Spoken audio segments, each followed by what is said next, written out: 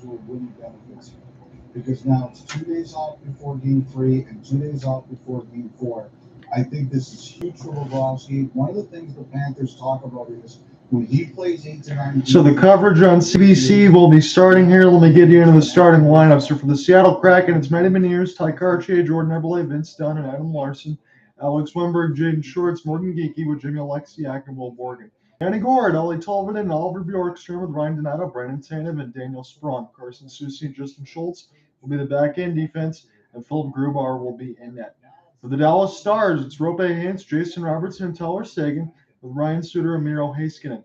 Max Domi, Mason Marchman, Joe Pavelski with Lindell and Yanni Wyatt Johnston, Jamie Benn, Evgeny Dodonov, with Radek Faksa, Luke Glendening, and Ty Dellandrea. Thomas Harley and Colin Miller will be the back-end defense, with Jake Ottinger in goal. So here's the interesting part when we think about these teams. Again, it was Minnesota lost in 6 to the Dallas Stars, and Seattle Kraken go 7. And now you have two teams hand in hand when you think one more time Jake Ottinger should have the edge in goal over Philip Grubauer. Well, it didn't happen in Game 1. Seattle won 5-4, and there were 6 goals scored in the first period. Joe Pavelski with a goal of a wrist shot, and the other 3 that he had were deflected. He scored 4, much like Leon Draisaitl did the other day. Seattle took a 4-2 lead with 3 goals in between 14:20 and 15:20 in less than a minute. 3 goals in less than a minute. And after nothing in the second period, Joe Pavelski scored twice in the third to tie the game at 4 to take it to OT before Yanni Gourde got a chance. With 12-17 in the overtime, and Seattle took a 1-0 series lead. Both goaltenders did not have a good night as far as their save percentage. 886. Philip Grubauer stepped 31 of 35, and Jake Ottinger 39 of 44. As we're going to be getting underway here, caught you just before the puck drop. As you take a look at Philip Grubauer, a 5-2 record in the playoffs with a 257 goals against, 921 save percentage, of 4-1 on the road in this 2023 postseason. On the other side, Jake Ottinger, 235 goals against and a 4-3 record, 921 save percentage, and a shutout. 5 goals against in Game 1, which is the most in his playoff career. As we are underway at American Airlines Center, it's the Dallas Stars and the Seattle Kraken. As Dallas now has it in the offensive end. They're in the victory green with the black pants, and the Seattle Kraken are in the road whites with the teal on the side of the legs mixed with the black pants. As this is recollected now for Pavelski, try to get a chance for Seguin and now Marchman. As this is Yanni Hakanpää. Hakanpää plays this across the Hintz, and now Suter into the traffic, and Grubauer able to find this through the deflection, and he holds on. And Dallas right away gets an immediate shot that's solved by Grubauer. So Tyler Seguin immediately trying to get on the body against Vince Dunn to take him out. And everybody I see, and everybody and their mother is picking Dallas to win this one. I think everybody was picking Toronto to even up the series here, but you never know. You could have both road teams take both games of the series. Florida already took 2. When we get to the first intermission, we'll talk more about that. Is Morgan Geekie with the pink visor. He can't win it clean. It's an opportunity for Heiskanen. And as this is fired into the traffic, here comes the cross pass, and that goes off the outside of the post. Phil Grubauer was knocked down for a moment, but this will be picked up near the left side of the red line now. Here for Dallas on the left side of the wall. Dunn being held over as Geekie will spin back around. We're going to get an immediate penalty call as Jamie Alexiak and one of the Dallas Stars are absolutely entangled. I think that is Jamie Benn on the other end, as the two former Dallas Stars are having a little bit of a wrestling match in between Benn and Alexiak, and we will see what the call is going to be, but they just did not leave each other alone for about 35 seconds. So very interesting on that side, and we will see what the penalty is going to be against. So that is about as curious as it like. It looked like Fire Pro Wrestling out there in the corner. He got stuck in a grapple in between Alexiak and Jamie Benn, the captaincy, and they just never let each other go. And it happened for about 25 seconds until we got another stoppage, and then the Zebras decided to blow it dead. So captaincy and Jamie Benn, he's the one that's going to be going to the box. So Seattle, I think this is a 4-on-4 in between Benn and Alexiak. The Sportsnet side has it listed as a power play, but it's 4-on-4. So Peter DeBoer looks on. So it's going to be Wimberg against Joe Pavelski. And Alex Wimberg will win this one clean toward the right side of the faceoff dot, and Seattle's got it in the defensive end. They're trying to take a 2-0 series lead at American Airlines Center. And that would be absolutely tremendous for them on that side. It's Tolvanen off the backhand. Send this across near the right side of the dot. And now Tolvanen will hold on. off the back, and he'll just try to fire it toward the net, but this bounces off nobody. And this is sent back around here for Larsson. Larsson now stays patient toward the left side dot, looking for Early Tolvanen again. And this is deflected, knocked away. And now Dallas will get a chance to go right to left. It's Max Domi on the 4-on-4. He's got all sorts of speed. As this is sent across from Lindell here for Jopa. Again, Jopa scored all 4 goals in his return since game 1. Lindell with a deflection. And that one saved by Grubauer. So a couple times already, they've already got traffic out in front of Phillip, and he's made a couple pretty good saves. This will go out to the neutral zone now for Domi. They'll settle this back down for Miro Heiskanen. Heiskanen now with a wrister. This partially gets blocked by Adam Larsson. This is try to get sent back around the left side of the red line, but Dallas will fall to it with Robertson here for Hintz. And now Heiskanen. It's a dangerous 4-on-4 side, especially when you have Hintz and Robertson and Heiskanen on that end. But it's a 2-on-1. Matty Beniers with Jordan Eberle. Eberle tries to sauce it to Matty. Plays it off the backhand. Ottinger closes it out with the left pad. And this will fall across the embrazen D. And this is recollect off the sidestep. Picked up by Matty Beniers off the backhand. And now it's Jordan Eberle near the right side of the red line as this goes away from Thomas Harley. Kept in by Schultz. They'll go D to D with the cross pass. It's Eberle with the wrister. Thought he was going to take one, but he was closed off nicely there by the third-line defense of Peter DeBoer squad and Thomas Harley. Good embankment pass. As this gets it in the offensive end, as Hintz will try to take a look at it. And this is centered up toward the right side dot, but Seattle is there. And the 4-on-4 is going to end. It's 3-1 in favor of Dallas here early. John here with him the play-by-play. I think I'll be by myself throughout this call, but that's all right. And it's Yanni Gourde off the back skate. Hold the L2 and send this back around for Jake Ottinger. As this gets recollected by Seattle, they'll hit this off the wall. And now Morgan will try to pry this loose. As this is still in behind the office of Jake. Picked up now by Dallas. It's Ryan Suter off the back pass. Good give and go as Dallas will try to break out of their own end. It's partially deflected and picked up with a stick. So Seattle right there. Here's Turbo. Cross pass. Oh, that kissed the right side of the bar. Center back around in front. This got blocked. Dallas was right there. Tanev send this across. Could they keep it in? I think Seattle just did, even though the dismay of the Dallas fans. This will go back in through the neutral zone anyway for Schultz. And now Daniel Sprong will race for it. Jake Ottinger will take no chances. He'll hold with 16-18 in the first. It's still 3-1. The shots are in favor of the Stars. I appreciate anyone that does follow along on this side between Twitter Spaces and YouTube. I imagine as we go along, there will be less and less as far as the ones that follow along, but we will get this in there. I think for the Sunday side, I'm going to try to make sure that I get a hold of Cooper Hopkins to get game 3. I think we're going to eye that one on the TNT side. Right now, I got the Sportsnet coverage. I think Sportsnet's going to carry any day for both sides when Toronto plays, as this falls right back to Ottinger with 16:09 in the first. So for Jake Ottinger, I know he's not used to giving up 5 goals in a singular game, and that's just what it was. There was a couple chances with 3 goals in a minute. They're able to bounce right back with Seattle, and quite frankly, Seattle able to get around the Joe Pavelski experience. I know he was a little irritated about the hats being dropped because he wanted to get back on the ice, get right back out there and score. Well, scored 2 goals in the third to tie this one as this goes way offsides. But it was the Pavelski experience.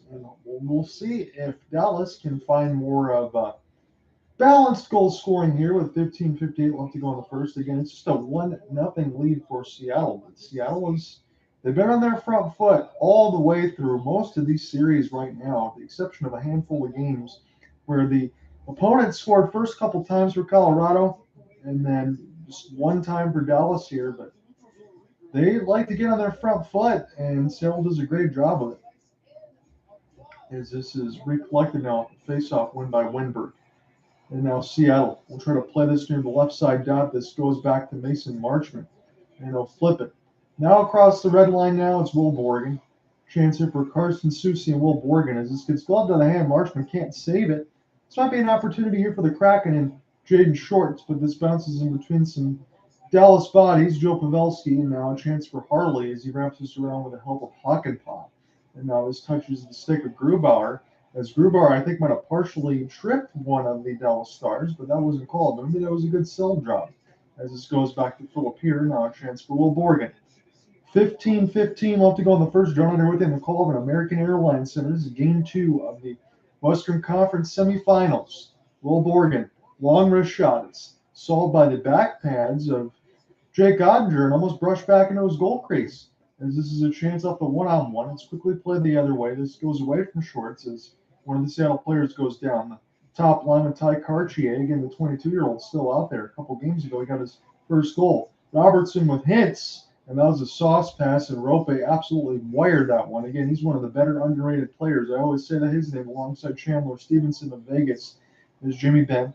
Back on the ice with the first line, and this is spun back around. Grubauer, take a look at it near the left side of the red line as it's recollected here for Jordan Eberle. Now a chance for Matty Beniers.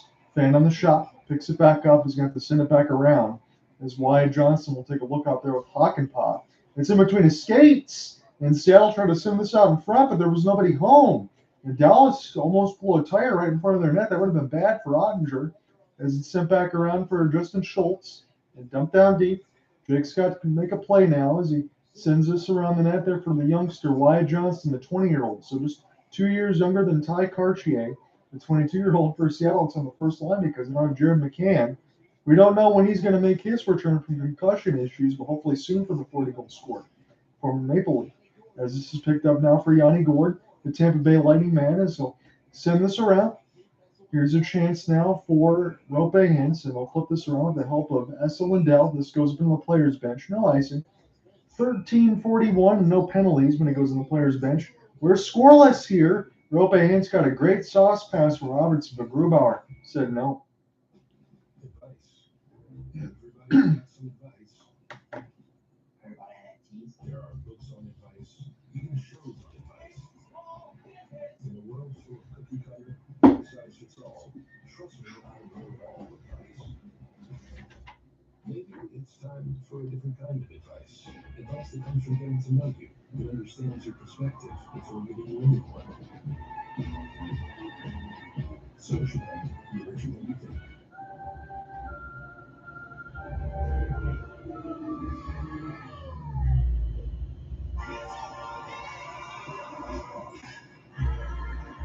Get more delivered with DoorDash. You want to build your own bet? Then you need to try Same Game Parlay from Bet365. 2. Win. What? How many? It's totally up to you. It's your No, I just got this coffee. You decide. Download the app and see for yourself. I bet 365 is the world's favorite sportsbook. Breakouts is inducting the greatest fan floats into the first ever Hockey Hair Hall of Fame and giving you a chance to win great prizes. So be like NHL superstar Jack Hughes and get a cut of great clips. Share your flow at greatclips.com/hockeyhair. This period rocket left. Appreciate you guys following along. It's just a solo call here for me tonight between Dallas and Seattle, but we're going to get the job done, and then we're going to have the complete game coverage once this is all said and done. So no matter how long it takes, that's as far as we will go here tonight. They're showing all the Joe Pavelski goals, and 3 of them were hand-eye coordination, and you can be hard-pressed to tell me who is better than that than Joe Pa on that side. So you got to make sure with that stick they're showing all the deflections on that side where all the black and toward the middle of the toe. As he'll just get a stick on it and score. That's what he does. So this is a tie-up on the draw. This will fall back to Lindell now for Radek Faksa. We'll dump this across as it's turned over, and Jake Ottinger will play this quickly as it goes back here for Hakstol. And good step up here for Seattle. They'll put this around the embankment one more time as people are kind of sitting on their hands right now at American Airlines Center. Again, it's a very slow start to this first period, but it's 4 shots to 2 in favor of Dallas. But Seattle, and from everything that we talked about, they're not afraid to play any single one of these teams, and they can adapt to all sorts of styles. And the interesting part of the capsules, especially in the first round between Minnesota and Dallas, Minnesota is a very physical team. Dallas can be adaptable in a Swiss Army knife, but you have 2 Swiss Army knives playing against each other. And Dallas was able to sweep the season series. They went 3-0. It was 0-2-1 on the other side for Seattle, but now they get a chance in a best of 7 to kind of make up for that, and we will see what Seattle can do. As Grubauer has essentially moved his save percentage to about 30 points higher, and that's exactly what Seattle would need, is getting hot at the right time. and everybody's continuing to do their job. And on the other end, when you think about Jared McCann, if he does get a return, that's just more depth for Seattle. This is a long outstretch pass, about 200 feet, and this one will be iced the other way. So Dallas will have an offensive zone draw upcoming here. We're about 12:52. So when we do get into the first intermission, I will give you a reset as far as the other hockey score we have. The other basketball score that we have is it's going to be the Warriors and the Lakers. We're getting underway here in about 15 minutes. Dave Hakstol, take a look at it. Roope Hintz will win this one back here clean for Dallas. And now Miro Heiskanen centered around for Ryan Suter. It's Robo now. Plays it toward the right side wall. Hintz sends it back around the net as Dallas stays patient looking for a short side 1T. And that was solved with the right side post by Grubauer. Never had to move. He was right there as this is flipped in by Seattle. And now a chance for Dallas to try to go the other way, right to left. It's Robo now, number 21. He's very dangerous. Again, over 100 points here for Jason Robertson. It's Ty Cartier. He lost it, got deflected. Jordan Eberle tried to get a chance to with Larsson now. Get around Robo. And this will be picked up here by Eberle. So now played off the backhand. Just a little flip chase ahead. And this will be sent back around for Ty Cartier. And now Matty Beniers will try to wrap it back around. And here's a slap shot from Will Borgen. That one gets blocked as it tries to get recollected here by Cartier. Beniers will send it around one more time for Borgen. Now Borgen will put this around the end boards. Cartier try to be the first to get to it as this falls back to Dallas with Miro Heiskanen. Heiskanen now will patient. Nice little 60-foot pass. Spring Roope Hintz. Looking for Jamie Benn, but he got the puck taken away from him. Now Matty across that middle of the slot. He will send this into the neutral zone as this gets stolen. It's Cartier. He's in off the end of a change, but he's still out there right now trying to backhand pass this thing near the right side. Jamie Benn will win this for the moment, but Yanni Gourde is right on the trail as this goes across the red line now. 5-2 are the shots in favor of Dallas. We are still scoreless as this is sent in for Tolvanen. And Tolvanen now looking around Hakanpää and Lindell. And now Yanni Gourde. He gets taken down, tied to Landry as well. The fourth line for Peter DeBoer. They were getting stuck in their own end. This is flipped away from the referee. Roddick Fox on a chase there with Schultz. Schultz, he gets hit pretty hard, but Fox was the one that ran in the end boards. Is Tolvanen trying to pry this loose? There's 3 Kraken and 2 Stars. Where's the puck going to go? Is Oliver Bjorkstrand? He's just waiting in toward the opposite wing. And off the backhand, he's not going to get to it. Ollie Tolvanen doesn't like what he sees. And he's going to go back in his own end. Play this across as there was another massive collision. Larsson will settle it down. All the forwards for Seattle will take their change. With 10:30 left to go in the first. Larsson will rip this down pretty quickly as this is brushed by the stick of Jake Ottinger and sent back around. Dallas now get a chance for Max Domi. That's a 150-foot pass that connects. Good stick check the other way. Carson Soucy denied a sure opportunity. As this goes back around for Vince Dunn. Vince Dunn off the spin. He's able to beat a couple players here for Dallas. Make an outstretch pass. Nicely set up off the backhand. It's Wenberg. He needs some help. He wraps this around the inboards. Tyler Seguin was the one that got taken out as he gets knocked down. And on the other end, Mason Marchment as well as Seattle is really trying to press to keep this in the zone. But this will go back across the brazen D and flipped in by Borgen. Borgen now with Jake Ottinger going to take a look at it. 9:40 left to go in this scoreless first. Still 5-2 on the shot board. Sent all the way down the ice, and this will go against Dallas. So offensive zone draw for Seattle upcoming. So we've seen a couple of breakout passes for the Dallas Stars that look pretty good. Tyler Seguin had some working behind the net. Robo was trying to get sprung there a couple times. And Tanev was on the doorstep alongside Dunn to close it away. And Jamie Alexiak with the long reach. And we'll take it away from Roddick Fox. And then we see Roddick Fox trying to finish off a hit against Schultz, but he ran himself into the glass. And sometimes that's what happens. This is a face-off on the defensive end by the Stars. Stars trying to go 1-1 in their first 2 games in this series in round 2. They want to try to even it up here tonight. As this gets recollected here by Eberle. There it goes past Ty Cartier, but still wrapped around the inboards here for Seattle. Matty Beniers will take a look at it, but here's a good pass for Mason Marchment. And holding off the forehand there is Jason Robertson. This is picked up now by Robertson. Will Borgen trying to throw a couple bodies in there. Beniers will pry it loose in Seattle. We'll get this into the neutral zone now as they try to push in the offensive end. Jordan Eberle And off the forecheck as this falls right back to Dallas, and it's Robo with the puck. Number 21, you got to watch out with him. The left-hander is very dangerous. Again, we talk about Ottinger, Miro, Heiskanen, and Robo. That's all in the draft from about 4 years ago for Dallas, and that's how you kind of set up your team to be absolute franchise superstars. As one of the Seattle Kraken and Morgan Geekie falls down, this goes to Schultz. He doesn't shoot, and now this will be spun back around for the fourth line, and Sprong setting it up. Big save as Ottinger gets taken down, and now Carson Soucy got denied. As this is picked up by Seattle, able to stay on side. Ryan Donato fake the slap shot, pick it up and try to send it back to D, and this will fall back near the right side dot here for Sprong. Looking to finish a check, but Thomas Harley will avoid it.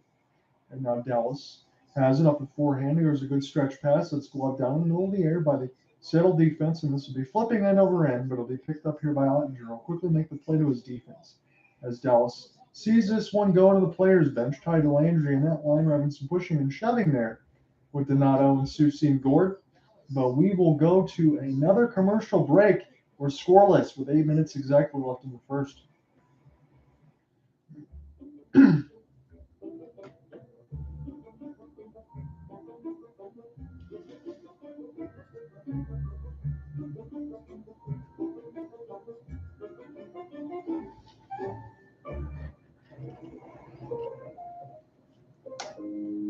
Isn't it nice when your coffee comes with a cookie on the side?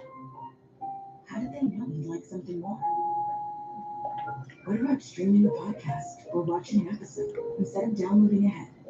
Nice to have, right? When something's nice to have, more people should have it. That's why you can get Rogers 5G mobile plans now as low as $55 a month and count on more value to come because we're with you all the way. The Jeep No Limits event is here, which means more trails to blaze, more challenges to meet, more sights to discover. Get into a Jeep Wrangler, the most beautiful Wrangler ever. Or Jeep Grand Cherokee, the most awarded SUV ever. So it looks like Sunday is going to be my next broadcast. I'll just put this into the Twitter Spaces. I think Sunday is going to be my next broadcast. There will be an off day tomorrow, and I think I'll be able to finally spend time with the fiance on Saturday. So Sunday, I think it'll be Cooper Hopkins and myself for Game 3 of the Seattle Kraken and the Stars. If not, we will figure out some other assignment to do on Sunday, so I will be back then on that side. After this game is done, you'll see me Sunday here for Game 3, but I think we have also a pair of Game 3s on that side alongside Carolina on that end, and we can check into that series or the Maple Leaf side of it as well. Have yet to do so. This will be the first and second round action to be able to take so far, as they're showing the bear hug in between Alexiak and Benn. So it's an offensive zone draw here upcoming for the Seattle Kraken and Wenberg, able to win this one clean. And now here's a good opportunity for Dallas, but a stick was taken right out of the hand of Ty Landry. He was able to just kick this in the offensive end for Radek Faksa. But Seattle does dodge a bullet. As if Delandry had a stick, that could have been something dangerous. As this is flipped in now for Jaden Schultz, as he will take a look at it. And now Faksa able to push this one ahead with the help of Ty Landry. But this will go back to the Seattle defense. We're still scoreless with 7:30 left to go in the first round. Here with you on the play-by-play side. I think this is going to be a solo call here today in the Game 2 side, but that's all right. I'll be here with you all the way. As it says Lindell, picked up off the backhand, nicely moved by Hakanpää, and played right through the middle of the ice. As this just gets knocked away from Joe Pop. Sent across the blue line now. Looks like Seattle going to try to go left to right here for Schultz. He'll fire this around the end boards. And this is recollected away from the zebra. Mason Marchman, the second line for Peter DeBoer's squad. Over Bjorkstrand. We'll send it in deep. And now Seattle will flip this back around across the red line as this goes to Schultz. Schultz will stay patient and will do the same. Seattle's not trying to fire all these things around Jake Ottinger right now. They're trying to work this in behind the net. That's their game plan early here in Game 2. As Mason Marshall with the stretch pass a little bit too far, this will be iced against Dallas. And we get a stoppage with 6:41 in the first, as Yanni Gourde will go ahead and take his change. The shots are now 5-3 still in favor of Dallas, as Joe Pavelski. Now you can see Seattle on some of his replays here in the CBC Sports Net. They are making sure Joe Pavelski's getting triple teamed by the time he gets to the offensive end, they're going to make sure he doesn't get in front of the net. He scored 4 goals in the first game, and 3 of them were off deflections. 1 of them was off the wrist shot. And again, Joe Pavelski, hand-eye, if he had a rating, it would definitely be 99. As it's Max Domi. We'll get set to do this as Domi went a little early, and we'll start again in the crouch. Was Domi able to win this one clean back here for Dallas? And sent to Seattle. Will Borgen. This will bounce off the stick for Carson Soucy and settle it back down. Giant Jamie Alexiak as it's Borgen. Now across the red line now, Matty Beniers here for Eberle. Eberle look for the deflection. This goes off the left pad of Jake Ottinger. And now Dallas quickly pushed the other way as it's Marchman and Hintz. They mix the first line with a little bit of the second as Jamie Alexiak will do the same. Center to center front. Now Eberle will be the first to get to it. And the Dallas defensive end, Tyler Seguin, trying to bother that. And this will fall back to Borgen. Send this one back down the ice. And this will go against Seattle. So now Dallas will get an offensive zone draw, and Seattle can't change. With just over 6 minutes left to go in the scoreless first. So in between the other action and everything else that we got, I will keep you updated as far as the NBA and the semifinals on that side in between the Warriors and the Lakers. Again, that's just starting now. And then some of the baseball scores and the other hockey action that we have when we get into this intermission. We got 6 minutes left to go here in this first. It's scoreless. A lot of these periods that I called for Seattle in those first few games, it's been a lot of scoreless first periods. I wasn't able to call game 1 when he had 6 goals in the first. But most of the time when I do cover Seattle, it's a scoreless first, a good heavy press in the second, and then all systems go in period 3. That's the way it's been going right now. It's the rookie against the captaincy, Beniers and Benn. It's a defensive zone draw. Jamie's going to win this one clean as it falls back to Thomas Harley. This is deflected off the left pad of Grubauer, but Matty Beniers will find it. Play this off the backhand near the left side of the red line, but it is a little bit of trouble here for Seattle right now as this is still near the left side of the red line. They're going to need some help. It's centered right across, and here's a chance like it's going off the back end of the cage. Picked up now by Dallas as they'll try to wrap it around. Will Borgen get taken off the puck. Jamie Alexiak trying to locate it alongside Matty Beniers. He's been stuck in his own end. He was able to find it to Eberle. A soft little flip will get this one across the red line as this gets just away from Ty Cartier, or Thomas Harley can recollect now. Here's a slap pass here for Wyatt Johnston. Good defense there by Seattle to close that one out with the help of Daniel Sprong. It's Brandon Tanev now, Turbo. We'll just bank this in around the end boards here, and this will go back to Lindell as he gets roughed up by Ryan Donato. And now a reverse hit the other way by Turbo as this is recollected off the backhand. This will be off the back skate, sent in, and more contact as Larsson got hit pretty hard as Daniel Sprong will get this the other way, trying to go left to right as Seattle. And they will flip this in safely across the red line where it's free to do so. Miro Heiskanen will take a look at it as Donato will try to get this one here for Daniel Sprong. 4:35 left to go in the first. It's Lindell. He will escape to the defensive end. And across the red line now, drop pass for Robo, but they're offsides. So we're going to neutral zone draw with 4:30 left to go in the first, but not before we get another commercial break. We're still scoreless.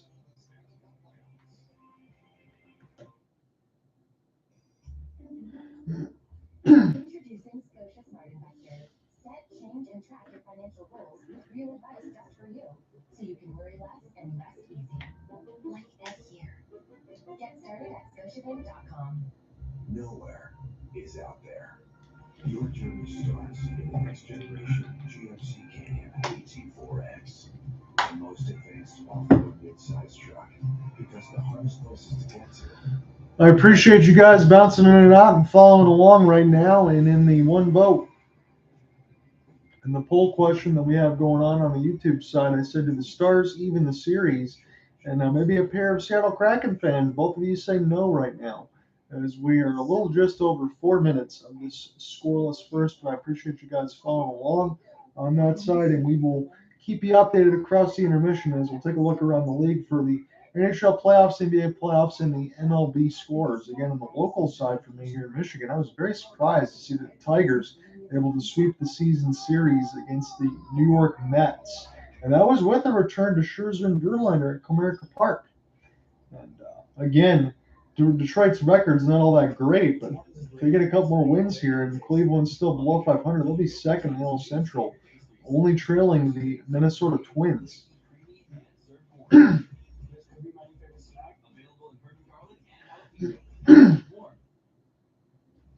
the defense of the Seattle Kraken, I believe, are a bit underrated, and they're big guys who are. So the Sportsnet side, they're talking about the defense of the Seattle Kraken and mentioned they're a little bit underrated. I would think that would be the case on that side. Wholeheartedly agree. The way that they've acquiesced themselves throughout everything right now, for the first 5 wins of the NHL Stanley Cup playoffs, I mean, all these games, in between the full 7 against Colorado, they're really good on that side. And the low-scoring game that Game 7 was, it's a good testament from their defense. So a neutral zone face-off win. This will go back here for Seattle on their own end, but they have to get around some thunderous body contact of Benn. He was trying to deliver that alongside Hintz. And it's sent back down into the players' bench where Carson Soucy cleared over the glass. And this is going to be the first penalty of the game, the delay of game, and it will put Dallas on the power play. So the first mistake for Seattle comes about 4:18 left to go in the first, and Carson Soucy, unbelievably, he just flips it right over the glass. He couldn't even angle it at all. So Soucy into the box, and this will put Dallas on the first power play of the game, and we will see what happens here for the Stars. Again, a lot of their late starts, they mentioned this, especially on the weekday, that you would notice American Airlines centers start to not empty out, but you lose more seats toward the second and third because people just got to go to work. They haven't had a chance to have some of their early starts. So even on that Central Division side, the NHL schedule makers don't do the fans a hell of a lot of favors. This is one again cleanly by Jimmy Benn. And now Heiskanen sending this across for Roope Hintz. And now a chance for Pavelski. And that got centered across the blue pane as it's recollected now by Heiskanen. Now Hintz. Back to Miro. Miro now sends this across for Benn. Benn will survey near the right side dot. A little stick lift and pivot. And a big fan by Robo. But this won't be cleared. It'll be Joe Pavelski now for Heiskanen. Back to Joe Pa. And now Robertson. He's going to quickly shovel a wrist shot. This goes down to the left side dot as Miro will find it. Send it back around for Jimmy Benn. It's still with Miro. And now Hintz finds Benn. Short side goes out the outside of the cage. As Hintz will send it back around for Heiskanen. Heiskanen now. Chance for Joe Pa. Joe Pa around the boards. As Pavelski taking a look at it. Now it's Hintz.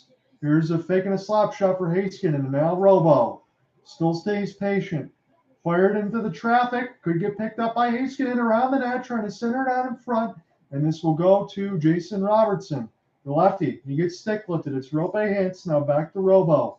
50 seconds left to go on the Dallas power play. The first of the game with the delay of the game for Carson Soucy shooting over the glass.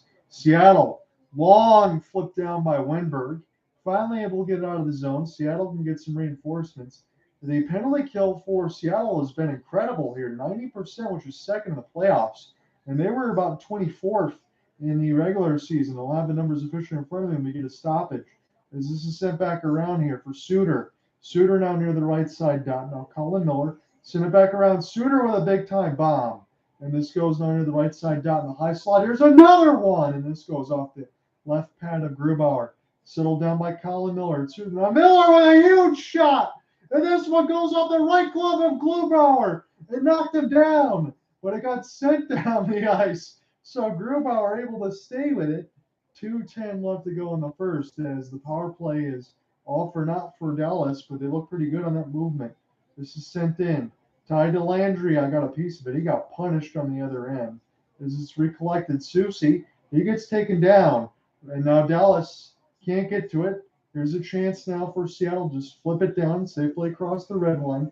The shots are 8-4 Dallas, and they looked really good on that power play. Mason Marchment. And across the red line now, Miro Heiskanen will slap this around the end boards with 1:40 left to go in the first. Justin Schultz will try to locate it alongside Marchment. As Marchment will take a look, play this off the forehand of Yanni Dadonov. Gets taken off the puck, but this is near the left side of the red line. Delandria trying to chase at it as this is spun around. And now will be an opportunity for Eberle off the first line. Ty Cartier will flip it down the ice. And the first to get to it will be Lindell alongside Schultz. He's trying to throw that body. As this gets recollected by Eberle. They mixed Cartier with Jaden Schultz and toward the end of the second to Dave Hakstol. As this is sent back down, I should say, in the first with 1:05 left to go. As this is recollected now by the Kraken. Flipped back in by Yanni Gourde. It's Ellie Tolvanen. Try to locate this alongside Lindell. And now Bjorkstrand will take a look at it alongside Roope Hintz. Good passing here by Dallas. It'll be a 2-on-2 as Dallas will gain the entry here for Tyler Seguin. Off the toe drag, able to take Hintz off the puck as this is sent back around now, but it can't be cleared. Dallas doing a great job just keeping this in. Down to 38 seconds. Deflected. Another opportunity. Oh, it went over the bar. And this is sent out here for Harley, but this goes in between the legs of Dallas. And it's sent back down the ice. Miro Heiskanen couldn't hold it. Ellie Tolvanen will take a look as it's mixed out there with Harley.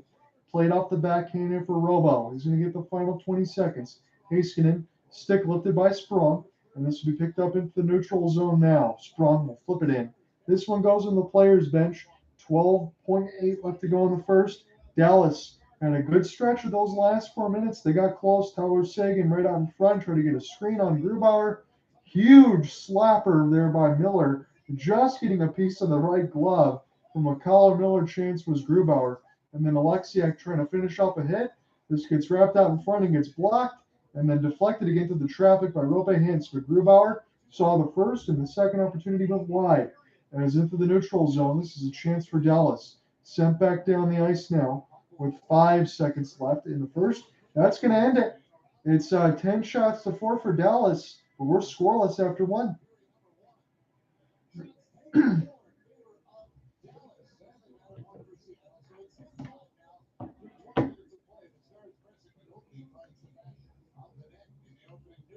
So I appreciate you guys following along. We've hit the first intermission. I'm going to type in a couple notes, and then I'll give you a reset here for the first period. This period brought to you by Scotiabank at Scene Plus. Enter now and you can score a trip to the Stanley Cup final with an eligible Scotiabank Scene Plus debit or credit card. The heavy hitter. The original. The award winner. The non-conformist. The weekend warrior. There's an award-winning Ram truck just for you, with a whole line of trucks for immediate delivery during Month of Ram. Get 15% off MSRP and Ram Classic up to $11,000 in discounts. Plus, get 4.99% financing. To keep up with the daily stats, become the Seguin to go up the next. The NHL can now access a decade of data in a millisecond by using AWS machine learning to analyze hundreds of thousands of face-ups and know where this puck's likely to go before it even hits the ice. And if AWS can do that for the NHL, imagine what it can do for your business. When you need some to get your life back on track, choose Pachoco and Mello. Contact us for a free initial consultation with one of our experienced personal injury lawyers. The law offices of Pachoco and Mello. Maple City Marine is one of the largest Bennington pontoon boat dealerships, all powered by Yamaha Outboards. The LX model provides a blending of superb craftsmanship, rugged build quality, and premium finishes. Maple City Marine, celebrating 75 years of taking families boating. I'm Gavin Crawford, and this is a story about me and my mom and Alzheimer's. This is going to be a sad story, but it also has its funny parts. As my mom would say, let's not forget it. Get early access to episodes on CBC Listen. Info-chain has news to share. So let's start with the why and then we'll get to the what. The big picture Failures are Hakstol. and the little details What does this land do for us? about that. And your chain every weekday on CBC News Explore. So a little bit of the late assignment here for me because I couldn't spend time with the fiance on that end. She ended up canceling plans. So I'm going to pick up a Sunday assignment. It will be an off day for Friday and Saturday. I appreciate you listening in on that. So in the Twitter Spaces, let me give you a little bit of a reset as I have some of the notes typed in. So nothing after one. It was shots on goal 10-5 in favor of Dallas. The hits are even at 13 apiece. Faceoffs are 11-5 for the Stars. Robertson was able to shoot wide. This is off the power play opportunity after Susie cleared it over the glass. Miller had a slap shot that just got a piece of the right glove on the other end of Philip Grubauer, and Tyler Seguin just missed off of the deflection as we got to the end of the first period. As far as the Seattle chances, there wasn't really a lot of them. I noticed a lot of people talking about this is going to be an easy one here for Dallas, and they will figure this out in game 2 and even the series. There was a good push at the end of the first for Dallas, but before that, this was just a game that was waiting on opportunities, breadth of opportunities, to be honest. We'll give you the scoring reset for the first game. It was Florida and Toronto. Florida has taken a 2-0 series lead against the Maple Leafs. We'll give you a score reset quickly. So the Maple Leafs started out on fire. They had 2 goals over the first 5 minutes. It was Alexander Kerfoot with the second from Shannon Morgan-Riley, and then Ryan O'Reilly on the power play from Mitch Marner and Austin Matthews. O'Reilly got his third on the power play. That was at 5:10. So Toronto feeling good, and then it was all Florida after that. Antoine Lindell, 11-13 from Sam Reinhart for his first goal of the season on the second assist.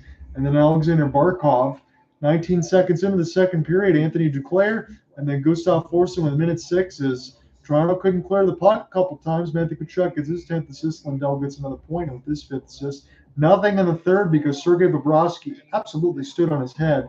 In that third period, and that's what I caught in the third period, Sergei Bobrovsky was as good as I'd ever seen him. Toronto had the big-time press. They couldn't find a way to equalize it. It was 34 out of 36 for Bobrovsky for a .944 save percentage. On the other end, Ilya Samsonov stopped 26 out of 29. So I heard a lot of Toronto fans tell me this on that side. They'll feel really good about their press, and they haven't lost a game in Florida on that side because, again, they played Tampa Bay and now they played Florida, so you get both of those teams.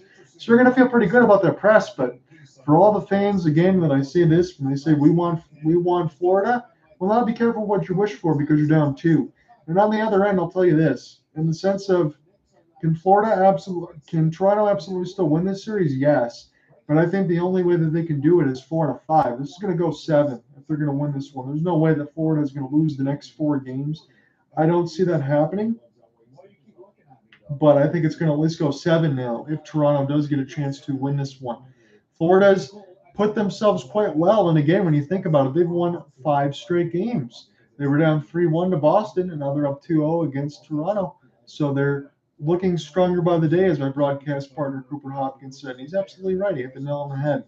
So I'm going to flip this back around, and I'm going to duplicate this window on the ESPN side so we can make sure that we give you full marks on the side for everything we want to talk about in our game and also give you scoring updates. So the Warriors have a 67-56 edge at halftime. They are in the Chase Center. And this is, make sure I hit this box score and do it correctly, 67-56 at half. It's a 1-0 series lead for the Lakers. It's the 6th seed versus 7th seed, if you can imagine that. LeBron James, 9 of 13, 21, 5 rebounds, and 5 assists. Anthony Davis, very quiet, 2 for 7 in 21 minutes with 4 points. 5 rebounds, 4 assists, a block, and a steal. They're going to need to get his numbers up on that end. And for Golden State, Klay Thompson's got 19 on 7 of 12. Steph Curry has 8. Good balance scoring the other way. Wiggins with 7, Draymond with 8, and then Jermichael Green with 5. As let's see if I just want to see if somebody got injured on the other end for the Golden State Warriors as far as Kevon Looney. Kevon Looney is coming off the bench right now. He's got 6 points and 6 rebounds. So they changed it up. They put him off the bench. They kind of went to a small ball lineup, and it's worked so far for Golden State. Let me give you some baseball scores, and then we will get across our break here. So these are all final. So it is the Cubs. They lost to the Nationals 4-3. The Nationals are 13-18. Cubs are 15-16. The Mets, they got a surprising sweep on their hands. It was the Tigers that took them out. They took out Verlander and Scherzer. Tigers scored 2 runs in the first. It was enough off of solo shots from Riley Green and Javier Baez. They won 2-0. They're 13-17. It doesn't sound that great, but Tigers win a couple more games. They'll be second in the AL Central. The Rays win again. They're 26-6. They won 3-2 at Tropicana Field against Pittsburgh Pirates, who are 20-12. The Angels, they get a big win over the Cardinals. They won 11-7. The Cardinals will be the next opponent for the Detroit Tigers. They've been awful this year, 10-22, 5-11 at Busch Stadium. That's where the Tigers will be in the 3-game series. A crazy game between the Orioles and the Royals. The Royals lose again. They're 8-24. The Orioles are 21-10. They win 13-10. The Twins all over the White Sox. That was in 12 innings. They scored 4 runs in extras to win 7-3 as the White Sox continue to struggle there. 10-22. That's just awful considering their roster. It's Rockies over the Brewers. They win 9-6. The Mariners, they're able to survive the Athletics as well. They should. They're 15-16 on the year. The Athletics are 6-26. Feel like their next stop might be Las Vegas. It's the Braves and the Marlins. Braves win again. They're 22-10. They're starting to get hot. And the Red Sox all over the Blue Jays. They're 19-14. The Blue Jays are 18-14. They lose 11-5. We will take a short break, and I will be right back. In tough spots and something we can be better with. I think we're all obviously disappointed with, we want to be able to, if be down to nothing, it's not what we want, but, it's a long series. There's a lot of hockey left. And, we have to win our game better as we go and, not worry. Well, again, results is best for us. I think we need to back home and look to the Miro, and ask it what they need to do more for for team one. I think this what we need to do, everybody. In-game trackers presented by Bet365. Check out the Bet365 app for the latest odds. 3-2 the final for Florida, and the storyline was a reaction to the hits on Matthew Nice. First of all, Brian, the producer Brian Spear, I can't believe you didn't run the Bobrovsky clip where Samsonov was asked about Bobrovsky. You should have more courage to run that clip. Basically, what happened was, remember at the end of the game one, Paul Maurice made it very clear he did not like the penalty discrepancy. He held up the hands 5-1, and tonight it was 3-1. And so it was a little better for Florida, but still the Maple Leafs had more power plays. Well, tonight after the Nyes hit, and Nyes did not return, as said, obviously it's not a good thing he didn't come back to play. He didn't have an update. But what Sheldon Keefe really went at was this, and it was when Bennett gets a cross-checking penalty, and then there was another cross-check where Bunting's down, and he compared it to this from the outdoor game last year in Hamilton. And Matthews got a 2-game suspension. Now, I don't necessarily think that Sheldon Keefe believes that Sam Bennett's going to get a 2-game suspension, but what that clearly is to me is the lobbying of work for Paul Maurice after game one. That's Sheldon Keefe lobbying going into game 3. It's a decoy. Do you think it's going to be a suspension? No, it's a decoy. No. Short break, and our coverage continues. We're trying to get you a Jason Robertson interview. 3-2 Florida wins earlier. Here it's Kraken-Dallas. Starting on hockey. Get closer to hockey with the NHL app. Closer to the names you know and need to know. Closer to all the games all the time. Download the NHL app today. Nothing better than taking a me day. Imagine if every day were a me day. The DeBoer Visa Infinite card makes every day more rewarding with 5 times the points on the things you love, like grabbing coffee, going to restaurants. You bet. Even ride sharing, and you can spend your points like cash on the things you really want, like buying pizza. Right. Whose hot tub is this? When the bank makes every day more rewarding, that's the BMO effect.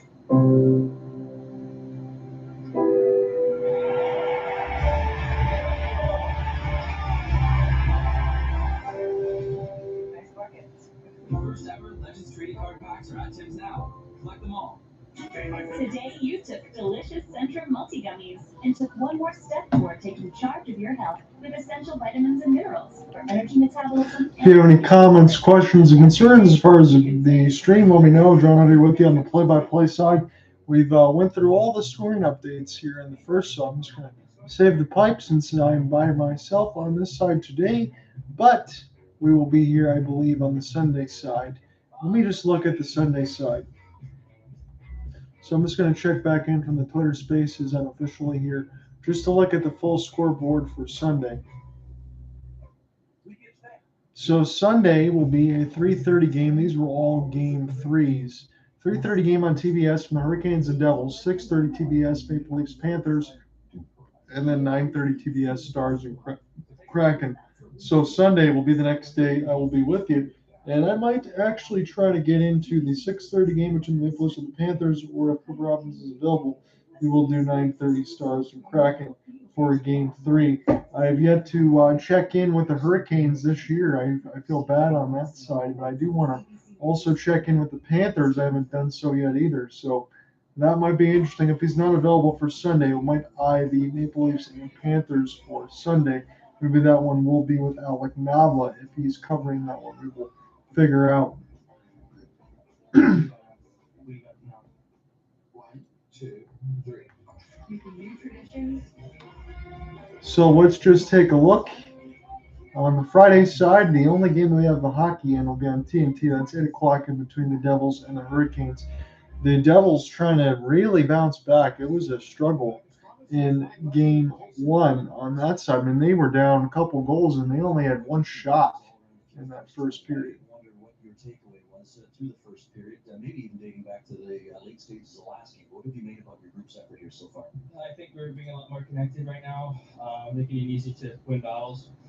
With more guys in there, and trying to work win more battles. You were all around it on the power play and also 5-on-5 there. What have you made about their goaltender? Maybe what the book is on Group Power? I mean, you just gotta get some shots on him. I mean, he's a good goalie, but I mean, he can get a screen in front of him. I mean, any goalie it's hard to save. So maybe just more guys in front of him and try to pick your corners. Appreciate the time. Thanks. Yeah, I do. Thank you, Ryan Leslie. Working the bowels of the rink. We'll get you right back to Gary Galley and John Barker. Hockey Heavy Camp.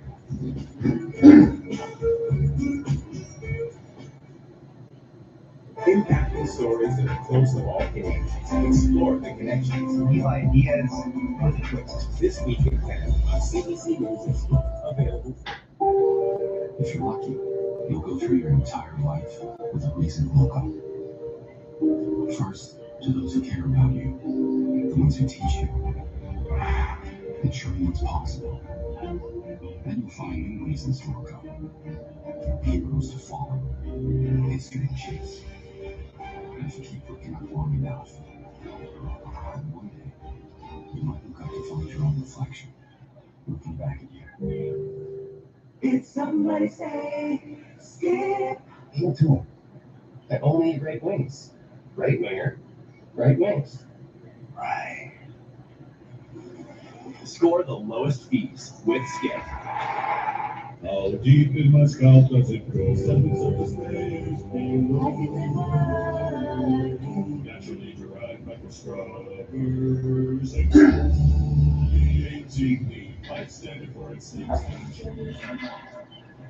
Nothing. Absolutely nothing. There really is something. With Expedia, you can save when you book your flight, hotel, and car as one customized package. So while barely doing anything, you can book everything because you've got a whole lot of nothing to do and absolutely nowhere to be. Representation matters. When communities and people see themselves reflected up on the screens, they move from the margins into the forefront. It is an inspiring and very powerful moment for them, and it gives them hope, and it gives them a voice. When you give people a voice, other people start listening, and when people start listening, things start to change.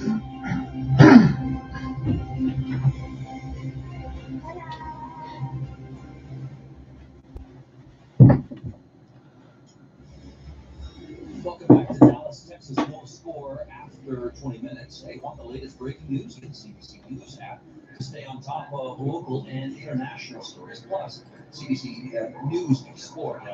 Free CBC News app today. And we just heard from Jason Robertson a moment ago. He's part of a group that sticks around after practice for a little breakaway song and a breakaway challenge, rather. And they every day after practice, they pick who goes first. And there is the breakaway challenge. And it's a group between the OMHA European players and GTHL former players. And the winning group after every practice gets to celebrate hearing the song, "You're the best around.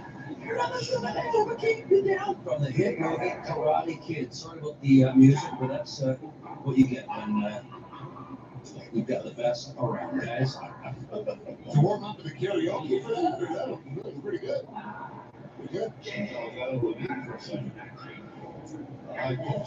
This show now being nominated for a Juno Award. We thank Ryan Leslie for So period number 2 is going to get underway here, and we're still scoreless between the Seattle Kraken and the Dallas Stars. This is game 2 of the Western Conference semifinals. Seattle's got a 1-0 lead in the series, but the game is scoreless. It's Yanni Gourde against Roope Hintz as we'll look to settle up here in the second period, and we will see where we get first blood and when we get it. As this is picked up off the neutral zone where the Stars win it again. You talk about Seattle. They are one of the worst face-off teams in the league. Again, they're the worst in the playoffs by a lot, but they are around the 29th out of 32 as far as their face-off percentages. So they don't normally start with the puck because this goes between the legs and centered backhand off the blue paint away from Yanni Gourde. Now Oliver Bjorkstrand will play this near the left side of the red line as they'll send this back. Be patient there on Vince Dunn and Larsson into the traffic. It's right in the breadbasket of Jake Ottinger as he gets some pushing and shoving out in front with Roope Hintz and Jimmy Benn. But it was the first shot here in the second period, and this is picked up by Seattle in full flight. It's Yanni Gourde. He's able to find that off his skate to go in full flight, and then it was a deflection out in front that Ottinger able to make the save as we look at Yanni. Again, he won the Stanley Cup several years ago with the Tampa Bay Lightning, and now he's really enjoying himself in Seattle. They had a true expansion year in their first year. They weren't very good. And on this side now, they have a 1-0 series advantage, trying to make it 2 before they go back to the Emerald City at Climate Pledge. That would be absolutely incredible, as this is a face-off loss by Seattle, and this is picked up by Lindell off the flip, and it will find the former star, Jamie Oleksiak, as he was picked up in the expansion draft. And now Yanni Gourde, Morgan Geekie will take a look at it, and this will fall back to Grubauer. And again, smart decision by him, as you had a couple players on the doorstep alongside Mason Marchment. They'll hold. So at 11-5 on the shot board, they're showing Dunn, Oleksiak, some other players from Oleksiak alongside his former Stars. He's absolutely punishing them on that side. You know he's going to take the body, try to strip the stick out, and get a couple hits, maybe get in almost a knee-to-knee. I know that's illegal on that side, but he'll do everything he needs to do right up on the edge. Not quite Jacob Trouba, but Jamie Oleksiak is really good at his job on that end. As this is flipped in toward the right side of the cage and sent back down the ice off the backhand. And this will be an opportunity for Seattle to circumvent here. They're going to go right to left in the second period. Again, they're in the road whites with the black pants and the turquoise on the side of the shirts. As this is sent there for Schultz. And this finds Jake Ottinger. He's able to get a secondary look at it and cover out. And on the other end, the victory green and the black pants going left to right are the Dallas Stars. So here's a long ripper of a slap shot, and this one will get found as Morgan Geekie got hit up in the face by Lindell. We didn't like that, but the one thing I've noticed for Seattle is Jake Ottinger's 18-4-2. After allowing 4+ goals in a career, he's 18-4-2, 251, 917, and 2 shutouts. So he's really locking it down after that second one. He's always doing this with the eyes, but again, I have the 4 eyes on that side. But the one thing that Seattle does is they can play really well even on even strength, and on the other side for Dallas, they're just trying to find their way as more bodies come together. Mason Marchment delivered a hit, and then he got back up. And now Geekie alongside Beniers, and this is Carson Soucy, so they mix out a little bit of everything, and Beniers will find it. And this is going to be a penalty for interference against Soucy again. So Carson Soucy, if you want to look for a low light for Seattle, it would be that. And I think he almost tried to spear Mason Marchment on the other end as he was taking a low blow side. Is Carson going to get a pair of penalties here or just one? He's already got 2 right now. And Mason Marchment, I thought he got hit with a low blow by Soucy after the play.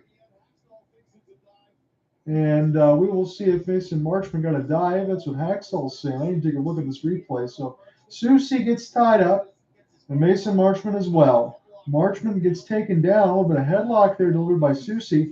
Cross-check by Marchment. And then Soucy delivers another hit, and then that was a big hit by Soucy the other way with the stick. So you just can't get away with that. I'm going to take a look at it again. That's an elbow. Yeah, nothing wrong with that. That's Carson Soucy. He's going to go to the box, and if you're Mason Marchment, he's a little bit upset. I understand why. Soucy was trying to get away with as much liberties as he could, and also a little bit of a spear on the other end. And the Zebras, this could be 4 minutes against Soucy. I wonder if it's only going to be 2, though, but the first 2 penalties are against Carson Soucy, And it's a 4-on-4? Are you kidding? Wow. If I'm Peter DeBoer, I'm absolutely livid on that end. How does Mason Marshman get to go back to the box, especially after Carson Soucy was taking at least 3 extra liberties? And Dave Hakstol, I'm not really sure what he's trying to communicate. He should be very fortunate that it's 4-on-4. I wouldn't even be saying much with 18:24 in the second. I'm just trying to call it as fair as I see it, but I didn't really see much that Marshman did. And now they're both just shaking their head and kind of just doing this. As now we have a secondary player in the box for Seattle Kraken. So this is going to be a power play for the Dallas Stars. It'll be a 5-on-4, but it's going to be 2 guys in the box for Seattle. So it's going to be offsetting up that side. So 2 in the box. It's going to be 2-minute power play here for Dallas. They were all for 1 with 4 shots. Seattle has yet to have a power play. Now an opportunity for Heiskanen. Here's a long wrist shot. This one gets deflected. Recollected by the captaincy and Jamie Benn. Joe Pavelski gets taken down. Heiskanen now for Robo. It's Heiskanen. Picked it up by Jamie Benn. Give back in the high slot for Miro. Here's Benn from a short side chance. And now Seattle trying to race for a desperate to try to get this out. And this could be a short-handed opportunity for Turbo. Off the half spin, falls down. And he makes the backhand. Essentially, it's going to count as a clear as he just shot that one wide. 12-6 are the shot board. Still scoreless. Sent back in the high slot. Playing off the backhand now. Jimmy Benn, patient. And the right side of the red line is wrapped around the inboards here for Miro. Send this across for Robo. He can walk in and shoot. He doesn't. Benn with an extra pass, but nobody was home. He was looking for Roope Hintz. Miro Heiskanen now for Joe Paz. He just keeps it in. Goes back to Robo now in the high slot. It's Joe Paz. They'll touch. Now for Robertson. Sends it back in the high slot for Heiskanen. There's Robertson near the right dot. Here's Pavelski. Now alongside with Benn as they'll switch sides. Benn in the high slot looking for Robo. Goes in between his stick. And now Seattle trying to get this out. They will. It's Matty Beniers. This is a sauce pass. It's a 2-on-2. Matty's open off the back pass as they'll settle it down. Now on the high slot, here's a chance for Larsson. Walking in fire. And Ottinger saw it the whole way. And he collides with Heiskanen, does one of the defensemen, was Larsson. And now Dallas doesn't like it. They feel like Seattle trying to get away with a couple liberties here as we get a stoppage with 16:59 in the second. So good passing there by Dallas, but it doesn't amount to anything. And Jamie Benn gets away with a hook on Larsson. So he got hit across the face. I don't know if there was blood on that end, but Larsson definitely got hit. And then Larsson will get this in offensive zone. He'll just fire this right on the stomach of Ottinger as he holds and makes the save. And then Larsson right with Heiskanen. Larson's have to defend himself on that end because he got hit, but he's drawing the ire of all the Stars. So it's an offensive zone draw upcoming for Seattle, but it's 35 seconds left to go in the man advantage here for Dallas. And Dallas wins yet another draw. As we said, Seattle not very good on that end. Doesn't matter where the draw is. Is Wyatt Johnston.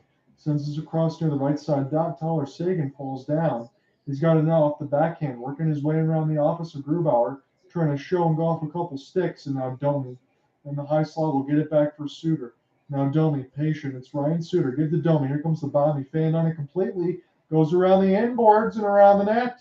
This goes now for Domi. Down to 3 seconds. Power play is set to expire. Dallas still with it, though.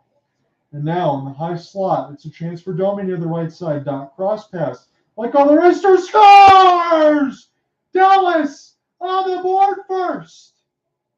It's a chance for Domi, I believe it was, with the help of Tyler Seguin. And Big D gets the first goal of the game. On that side, maybe the youngster, Wyatt Johnston, the 20-year-old. It was Domi, Johnston, and Seguin all around it. As it was Domi patient near the right side dot, Wyatt Johnston. He's going to let one go with the help of Colin Miller. And let's see who got a piece of it. Tyler Seguin was out in front. Wyatt Johnston got a rolling puck, and he was the one that was first to it. So Johnston, the youngster, gets the goal, and Dallas gets the first of the game. They have the lead as they get a rolling puck past Grubauer. And if I am Seattle, I want to make sure that I stay out of the box. They've taken the first 2. Seattle doesn't have a power play yet, and Dallas took advantage of it. It wasn't even strength goal. It was just at the end of it. Dallas 14-7 on the shot board. They're completely controlling Seattle right now, limiting their chances. As it's Jaden Schultz off the backhand next there with Matty Beniers. And this is dumped in off the backhand. Beniers will finish off a check and across the red line side. As it's sent back down for Ty Dellandry. And now Vince Dunn gets around some contact. This Seattle try to get this out of their own end. Jamie Alexiak alongside Jordan Eberle as it's picked up now by Dunn. Dunn just trying to get it out, but this is kept in the high slot off the backboards. Grubauer looking behind him, but this is what Dallas, they sent it out in front. Another opportunity, but here's a chance for Seattle to settle it down. Oliver Bjorkstrand, he played a little bit of a hero there a couple games ago. Another chance for Dunn. This one got fired up on a play. Wyatt Johnston with the second in the playoffs at 3:43 from Colin Miller and Max Domi.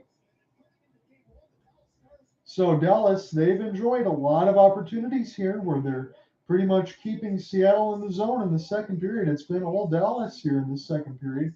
And throughout most of the first, they had the chances, especially from the first power play when Carson Soucy laid over the glass. But Carson Soucy's got a couple penalties in this game. He's been the one Seattle Kraken that's not been very sharp at all.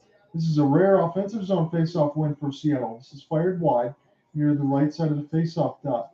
As he gets taken down, there's one of the Kraken, I think it was Winberg, and this is sent back across now for Seattle. Jamie Alexiak will try to get around Miro Heiskanen as he's pinched in deep. And now Alexiak still trying to get around some of that body contact as it's sent back around for Bjorkstrand. And now off the backhand, Seattle still stays patient with it. Yanni Gourde fires it at the net, and this will get chipped out of the air. Gourde trying to get a piece of it, but now it's Johnston. He just scored. He's got it now. As this is spun back around here for Robertson. And now Tyler Seguin is the linesman next here for Peter DeBoer.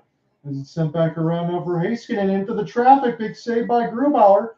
And sent back around the net where Larsson will have to settle it down. Yanni Gourde, patient off this backhand. Right to left now, are attempting to go on the Seattle Kraken. There's a drop pass. It goes to nobody. Alexiak turns it over. Tyler Seguin trying to look the other way. And this one gets intercepted away from Wyatt Johnston. It's Turbo now in behind the office here of Grubauer.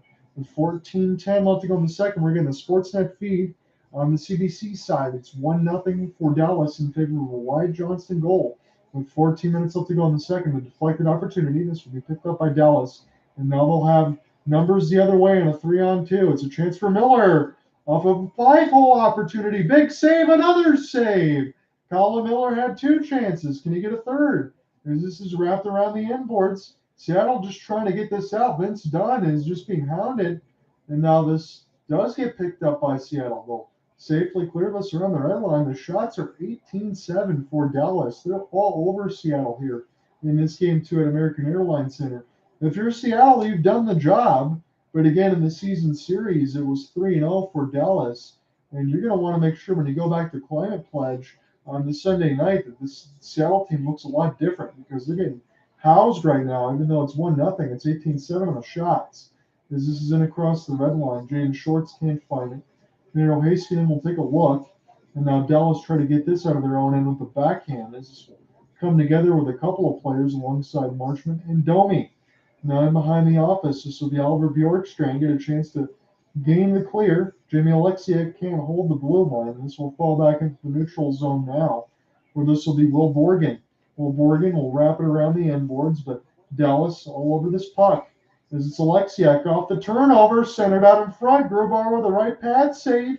And now Dallas has it again. Here comes the chance. This one goes wide. Grubauer's down. Trying to send this out in front. Here's a chance for Heiskanen, and he fires it high. Mason Marchment, he got stick lifted. This is a long flip down the ice. He collected now for Morgan Geekie. Plays it off the backhand. And this will fall right back to him near the left side of the red line. A couple of stick battles. Schwartz can't get to it. Miro Heiskanen safely off the drop pass. With 12:10 left to go in the second. And now Glendening wrap this around the inboards here for Larsson. It's been nonstop action. It's Yanni Gourde trying to make a sauce pass. This bounces off these steep blades of Matty Beniers and wrapped around for Ty Cartier. So we'll get a stick on it the other way. And Hintz just missed an opportunity. But it is all Dallas right now. We go to a commercial break. They're out in front with a 1-0 lead with 11:43 in the second. Never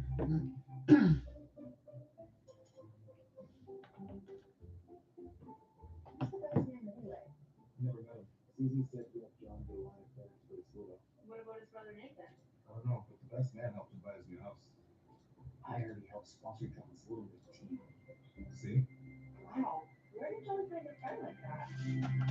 WFC banking needs for all your banking needs. You should put that in ours too.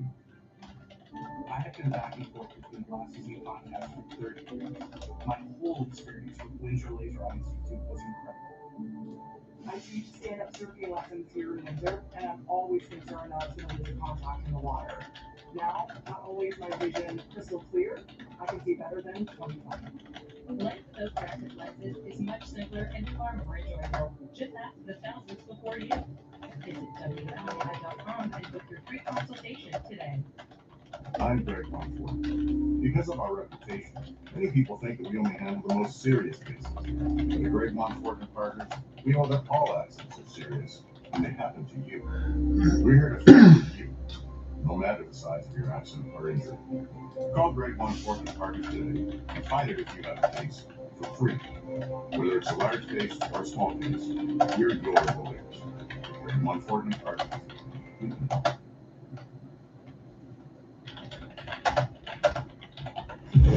Dallas Stars are starting to feel it. I'll bet they only have a 1-0 lead, but they've had some good chances. A deflection here by Seguin. Grubauer fought it off behind him. Then Miller joins the rush. Watch Benn's little tip here. Who up comes in and snags that.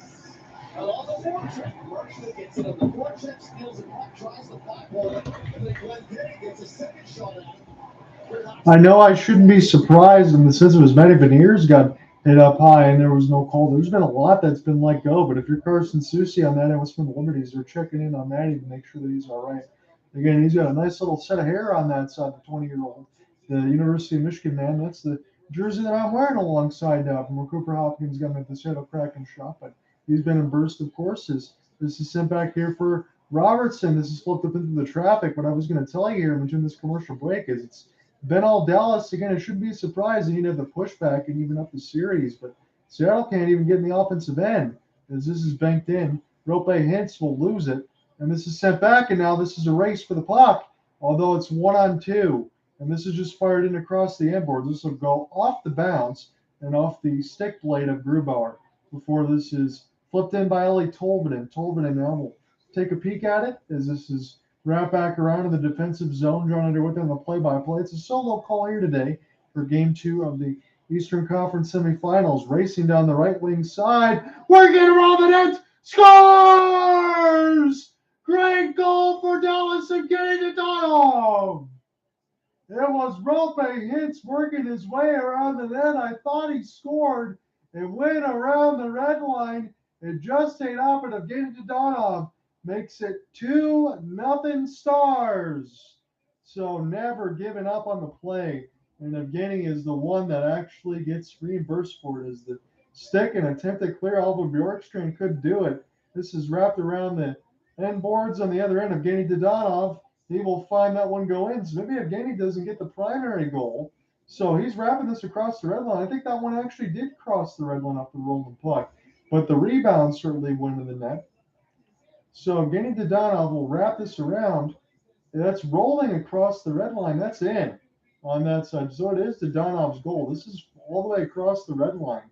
So Evgeny Dadonov makes it 2-0 Dallas. 10:50 left to go in the second. As it is a chance for Dallas again to add to the lead. They've been really good on that, and it's now 19 shots to 8.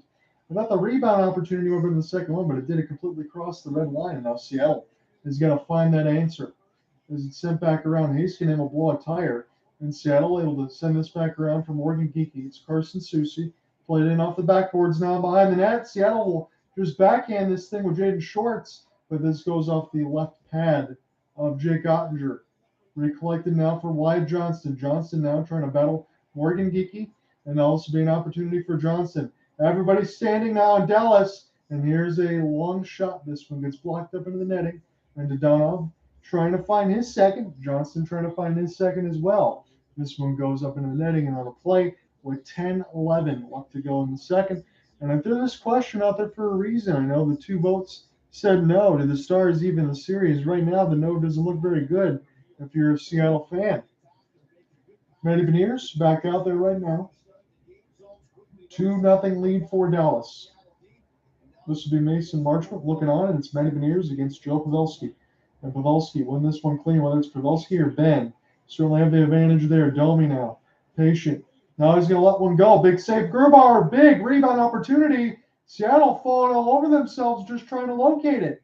And now there's a chance for Eberle, but this isn't cleared. It's all Dallas right now. Tall drag move nicely. Now centered out in front. This bounces out behind the net. Here's a chance. Heiskanen. Now the pass too far for Dallas. Sent back down the ice. The shot opportunities are 20-8. This looks like a scrimmage right now. Dallas bringing the complete pain as they look to even up the series. And will there be a call against a hand pass, it seems like, against Dallas and Ty Dellandrea? But it's a commercial break. It's a 2-0 lead. Again, Dadonov gets Dallas up by 2. Come right back.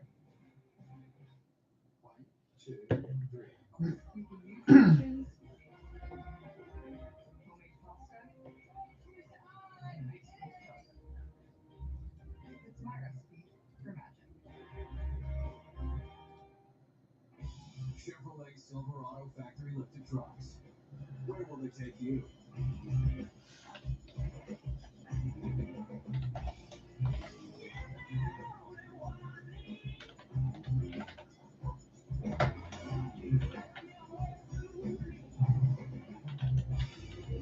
The 2023 Silverado's NR2, LT Trail Box, and Custom Trail Box. Because adventure is everywhere.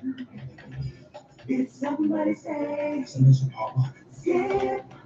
It's a pop-up. It's an invert. Score the lowest fees with Skip.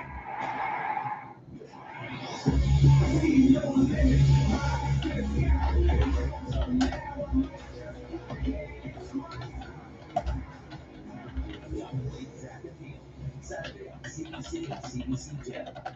It's a once-in-a-lifetime event. Join the Avery Arsenal and Ian Hamansing for the coronation of King Charles III, live from London, Saturday at 4 a.m. Eastern on CBC, CBC News Network, and CBC Gem. Kenny Dadonov with Montreal Canadiens gets new life here in Dallas, and he's taken full advantage of it, fitting nicely with some chemistry on the line with Benn. There's an earlier wraparound that he tried on Grubauer to no success, and then a really great pass through the neutral zone by Benn. And I am really surprised how Grubauer overplayed that. I mean, he really overplayed it, and that allowed Dadonov to come around the net and slide that in. Well, with 4 goals in the playoffs, it's as many as he had. So 9:20 left to go in the second. As it's flipped down, again, Dadonov again scores at 9:06. This will go all the way. Not sure if it's going to count as a shot on goal, but Jake Ottinger will make the save nonetheless. And here's the unofficial side of it. I'll make sure I write this in my notes beginning of the second period. But Jake Ottinger just 8 for 8. I mean, he hasn't really faced a lot of anything. And on the other end, Philip Grubauer stopped 18 out of 20. Seattle just can't get in the offensive end right now. It's been a complete control here for Dallas.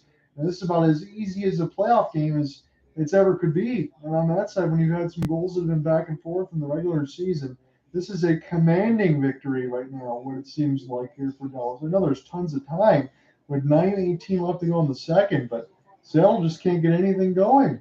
As this is a good hit the other way. Harley got taken down. But Dallas will flip this thing again. They're going to be going left to right. They're in the victory green with the black pants. Seattle are in the road whites with the mixing the turquoise side of the jersey. As this is Seattle. They'll flip it down onto their own end. And across the red line now, Ty Cartier. Richard scores! The rookie gets his second of the playoffs in Seattle. As life. 8:55 left to go in the second. What a snipe for Ty Cartier.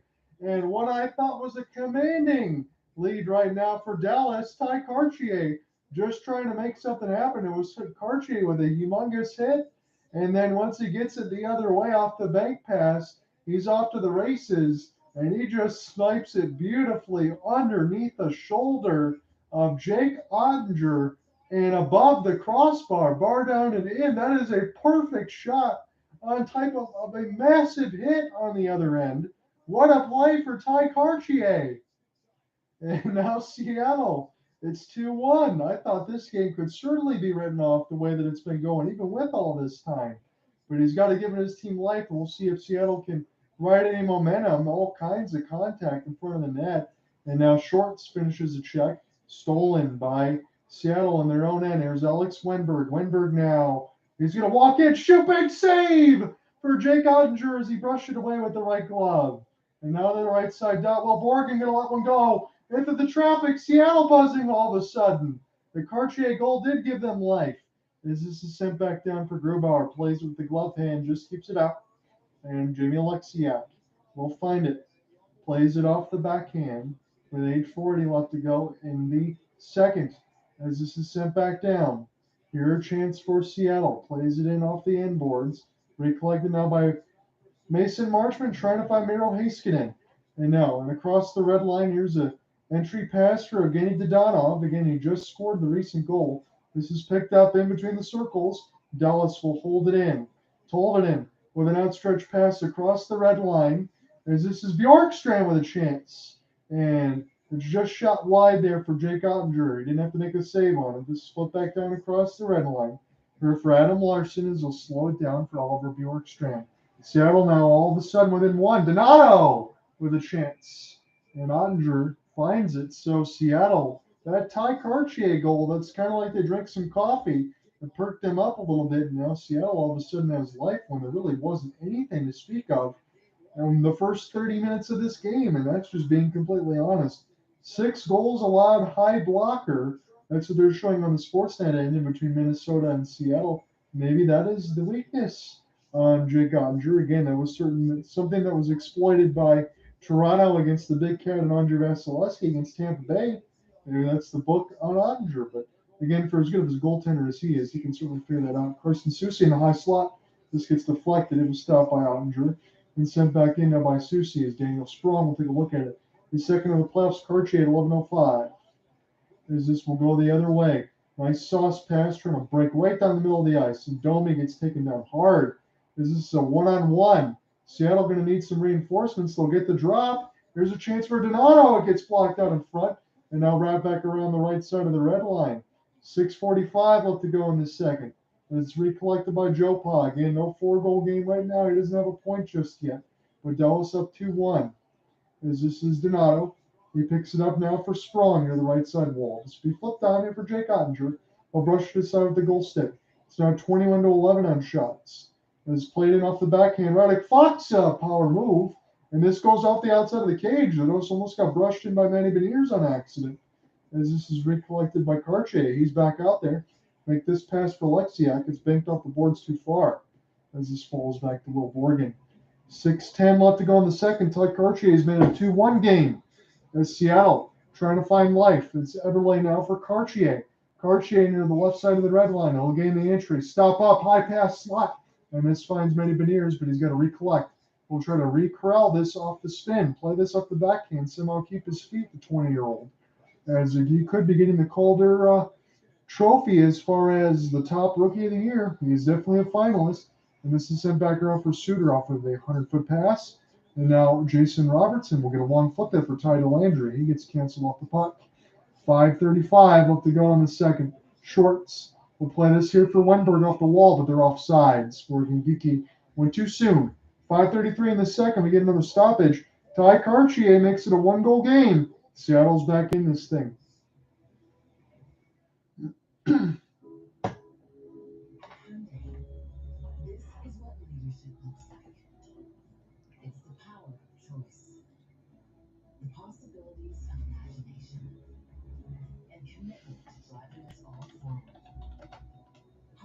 Leading the charge towards an electric future. Because we're not just making history, we're making wow.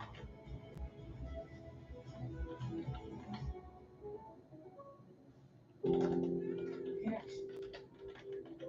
We all need it. We live for it. It makes feel like we're a part of something bigger. It makes us laugh, cry, and scream out for the world to hear. Connecting Canadians has been our focus for over 60 years, and it's just beginning. A day in the life of your dog's mouth is not pretty. Luckily, they have you. You have Dentalife. It's scientifically proven to reduce tartar buildup over 28 days. Purina Dentalife for life. And we'll have a little fun. Try this little hard humor in action. Yeah, okay. One of Marvel's best foods ever. Can you just tell me now you want to get right now? According to the Galaxy Volume 3. It appears tomorrow tickets on sale now. Well, there's no doubt that Yanni Gourde is the heartbeat of the Seattle Kraken team, two-time Stanley Cup champion. And he is a gamer. He plays every shift from the tips, 200-foot player. Big game-winning goal in game one of overtime. And the one thing you see every time number 30 seconds on the ice is hard work, effort, second, third, whatever it takes. This is recollected now for a neutral zone faceoff win by Dallas. It's a 2-1 game now with 5:20 left to go in the second.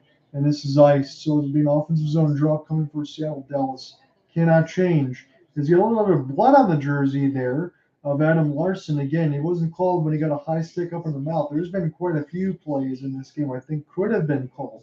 There could have been more power plays either way. Again, it's 2 in favor of Dallas, nothing yet for Seattle. And there is no power play goals to speak of. They've all been even strength. It's transfer Tyler Seguin now, as he might have jumped a little bit early, but he does get this one clean anyway. It's Ryan Suter. Wrap this around the inboards. 5:15 left to go in the second. We're watching this on CBC. Is it Seguin in full flight? This goes off Grubauer, but he couldn't hold it cleanly, but Seattle was there to find it. It's a chance now for Bjorkstrand. Now Schultz. They almost come together. Schultz trying to find this in between his legs.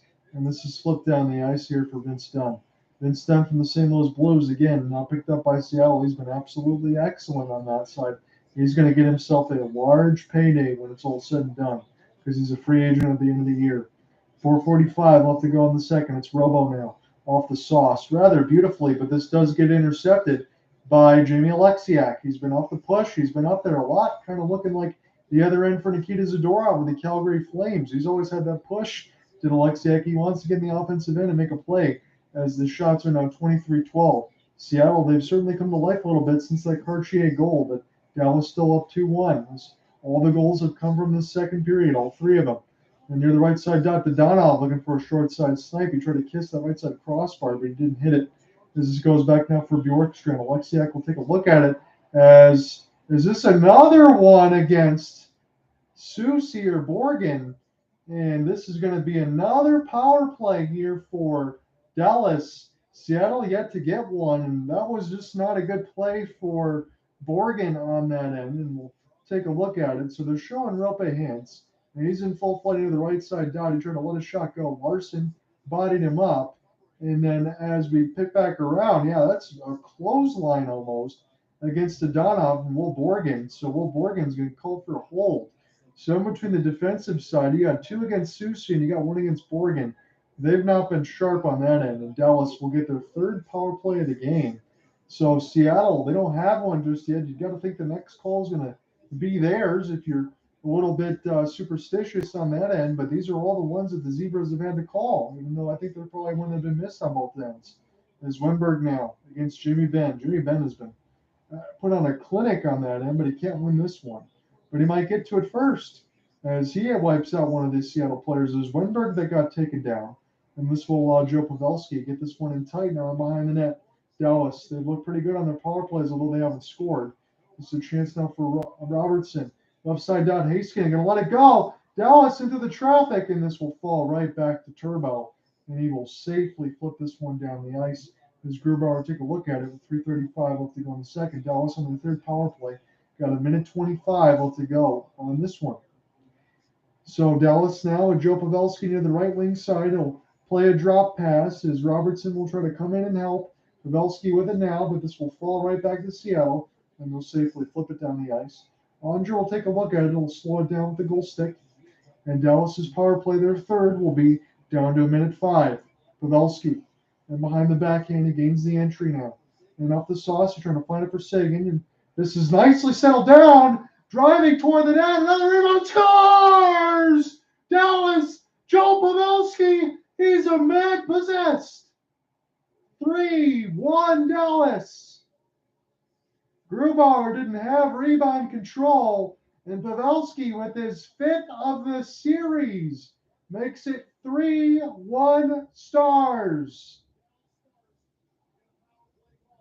So Grubauer with the lack of rebound control, and on the other end, Seattle with the lack of just urgency. You got to make sure you have discipline, as it just gets fanned on a couple times by Grubauer. Joe Pavelski picks up the loose change. Tyler Seguin never gave up on the play, neither did Pavelski, as Wyatt Johnston got denied at the doorstep. Pavelski gets the lift. He scores his 5th of this series. Joe Pavelski, again, you're talking about a Hall of Famer in my eyes, no doubt about it. And he has just been Mr. Everything here for Dallas. And again, ever since he's been picked up, that's got to be one of the very best pickups for Jim Nill. I'm not even talking about drafts. So free agency pickups, Joe Pavelski, he's been it. Morgan Geekie off the drop pass. Eberle off the give and go. This will fall back to Jake Ottinger. And now we get some big pushing and shoving. Morgan Geekie really trying to get the sticky gloves in the face of every single one of the Dallas Stars that want it. 28 shots to 13 now as Ottinger makes the save. If it wasn't for the Ty Cartier snipe, again, we can go back to the 2-goal scoreline where I felt like, did we get an offsides maybe delay for Max Domi? He had his stick up. He had his skates up high as they show that one really close. I think able to just drag those feet along that line. But Grubauer, alongside a couple of penalties that shouldn't have been, lack of discipline and lack of rebound control as Pavelski gets it done again. I mean, what a miraculous story there. I mean, he missed game 1 for a Matt Dumba hit that should have absolutely been a suspension. It wasn't one. You see him going off the ice dazed and confused off the concussion. It was an awful sight. Just wondering if we're going to even see Joe Pa. And then he's got 5 in the series. He's got 5 goals. So it's Matty Beniers now. He will get this one clean here for Seattle.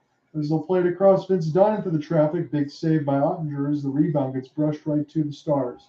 Flipped in across the red line now. It's Vince Dunn. Play this off the backhand. And Dallas's leads back up by 2. As this is played in off the backhand, Matty Beniers, he's done a great job of staying on his feet. I know he hasn't had the playoff explosion that he would like, but I still think we're going to get more. We get some crazy pushing and shoving now in between the right side. Ty Cartier is absolutely housing Luke Glendening with a series of cross checks that are not called, so the refs are certainly letting this one go. I'm sure Dallas fans get a little bit upset as the shot are now doubled. Now a chance for Roddick Fox. They're trying to split down the middle. As he gets it again, just gets stick lifted away. And now Seattle. It's Matty Beniers. And on the end of his shift, but this is nice. Ryan Suter gets this back around the inboards. Matty got a race back to the bench. As this is flipped in now off the glass, Jimmy Alexiak will take a look at it with a 1:45 left to go in the second. Dallas has reimbursed their 2-goal lead courtesy of Joe Pa with his 5th of the playoffs. This one goes up the outside of the cage. This one in on the power play. So finally bit the Kraken. They've been really good on the postseason as far as their kill, but they've taken too many. As Alexiak now across the red line will gain the entry. He didn't drop it for Yanni Gourde, and when he decided to, Seguin picked it off. As this is flipped down the other way, this will be iced against the Stars with 1:22 left to go in the second. Shot board now reads 29-14. Joe Pavelski, 5 goals in a playoff series by 38 years of age or older. 5 in the second round. Only Timo Solani and more in 2011 for the Ducks. I think Joe Pavelski is going to pass Timo. He only needs 2 more. Oldest player with 4 goals in a playoff on that side since we missed it. 3rd among active players with 69 playoff goals. He can get his 70th with his next one. Let's go Stars chant. This goes right back to Dunn. And this is a long wrist shot. This will be bounced in off the inboards. And we'll do it again with 1:17 left to go in the second. And Morgan Geekie, he's been getting a little extracurricular put on him. So anytime we get a chance to that pink visor, he's certainly dishing out the cross checks on that end. He doesn't like it. And again, I wouldn't blame him. If you're going to let them take them all on you, then they'll do it. So you got to make sure you stick up for yourself, especially when you're on the playoffs. Nobody's going to feel sorry for you. You take that punishment, you got to live with it. This is playoff hockey. So another opportunity for Lindbergh. He wins it again. And now it's done. As this goes into the traffic and this gets blocked out in front, Dallas will quickly race to this the other way. Here's Roope Hintz now for Robertson. And now Robertson a little bit too eager. He's offsides. We get a stoppage with 1:07 in the second. So all the goals, all four of them right now, have all been in the second period. And Dallas, again, I went from a point where it was 2-0 thinking that this game was done before the Ty Cartier shot. And now 3-1 lead for Dallas, where I'm kind of thinking the same thing unless Seattle can find their footing. When they got that Cartier goal again, it was like the energy drink of the drink of coffee there, a little bit of a sip there where Seattle made that push, but now it's been all Dallas again. They've controlled the most part of this game. It looked really good as they're trying to just even this series. Again, if you look on the on-skirts, Seattle's certainly done their job with a 1-1, but now you want to make sure maybe to take at least one of these at Climate Pledge, because Dallas can certainly be one of these teams that can, even if it's Edmonton, if it's Vegas or whatever else for the next opponent, Dallas can go pretty far. We've said this from the very opening on that side, as long as they got past Minnesota, but now they have, and they're playing against Seattle, which they've owned the regular season. As Beniers gets taken down pretty hard, but he stays on his feet. This is a chance now for Eberle. Got cross-check a little bit, fell down and got back up, and this is a chance now for Borgen. Sends this one back across for Alexiak. I don't see a lot of Susie out there right now with a couple of penalties. Maybe Dave Hakstol is just kind of cutting that ice time short because he hasn't looked good here for Seattle. And this is flipped in. Alexiak will get a piece of it now for Yanni Gourde. And now a shot in from 100 feet. This will be touched off the goal stick of Jake Ottinger. It'll be a late rush for the puck here for Seattle, but they won't find it. It's 3-1 after 2.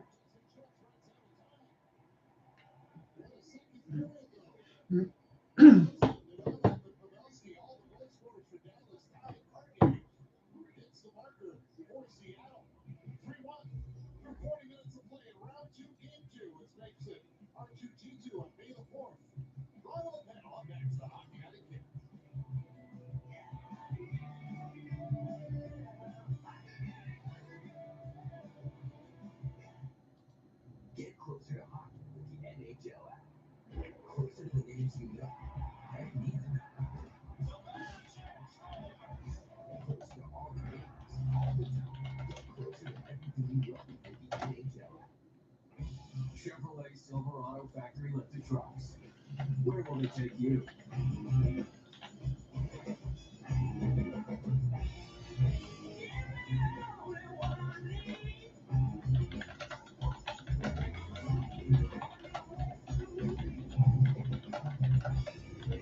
The 2023 Silverados have LT Trail Boss and Custom Trail Boss. Because adventure is everywhere. When you stay to Roope, you always get the whole home. Because is it really a vacation home if you have to share the house with others? Only with Roope. You think you see the song, you won't wait till you see the sunshine bright. You ain't seen nothing yet. It's yet to come. Won't be fine. The best is yet to come from the day of mine. Tomorrow on Sportsnet, the Jays take on the Pirates at 6 Eastern, 3 Pacific. This is how high Golden Shed is right now. The ice, it's Temple's Hurricanes. Jarvis scores! It's just the perfect performance. On the court, it's another sun. Jamal Murray is playing on a different planet right now for Denver. Meanwhile, it's drop 15 of the Coyote Tracker Championship. It happens tomorrow, and it's all on Sportsnet. The cannabis hottest never comes. You know how rich I think it's about. It's gonna short circuit people's brains. But you make my way. New way from Stanley. New episodes. Streaming free on CBC Channel.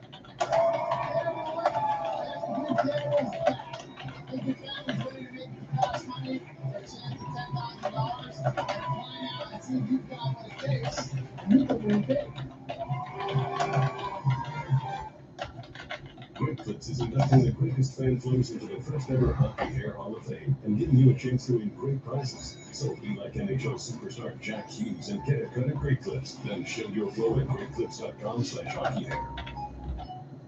New Advil Plus acetaminophen fights pain 2 ways by combining 2 trusted pain relievers into 1 tablet. Ibuprofen targets pain. Acetaminophen blocks pain signals. New Advil Plus acetaminophen fights pain in up to 8 hours. Everything is more connected than you think. We're going to the quantum realm. Let's talk about it. And firework at Disney. At Domino's, mix and match any 2 or more pizzas and sides for just $8.99 each. Like when pizza night, more like pizza and lava cakes night, or pasta and stuffed cheesy bread night, or you're gonna need a bigger table night. Mix and match Canada's favorite pizza and more at Domino's.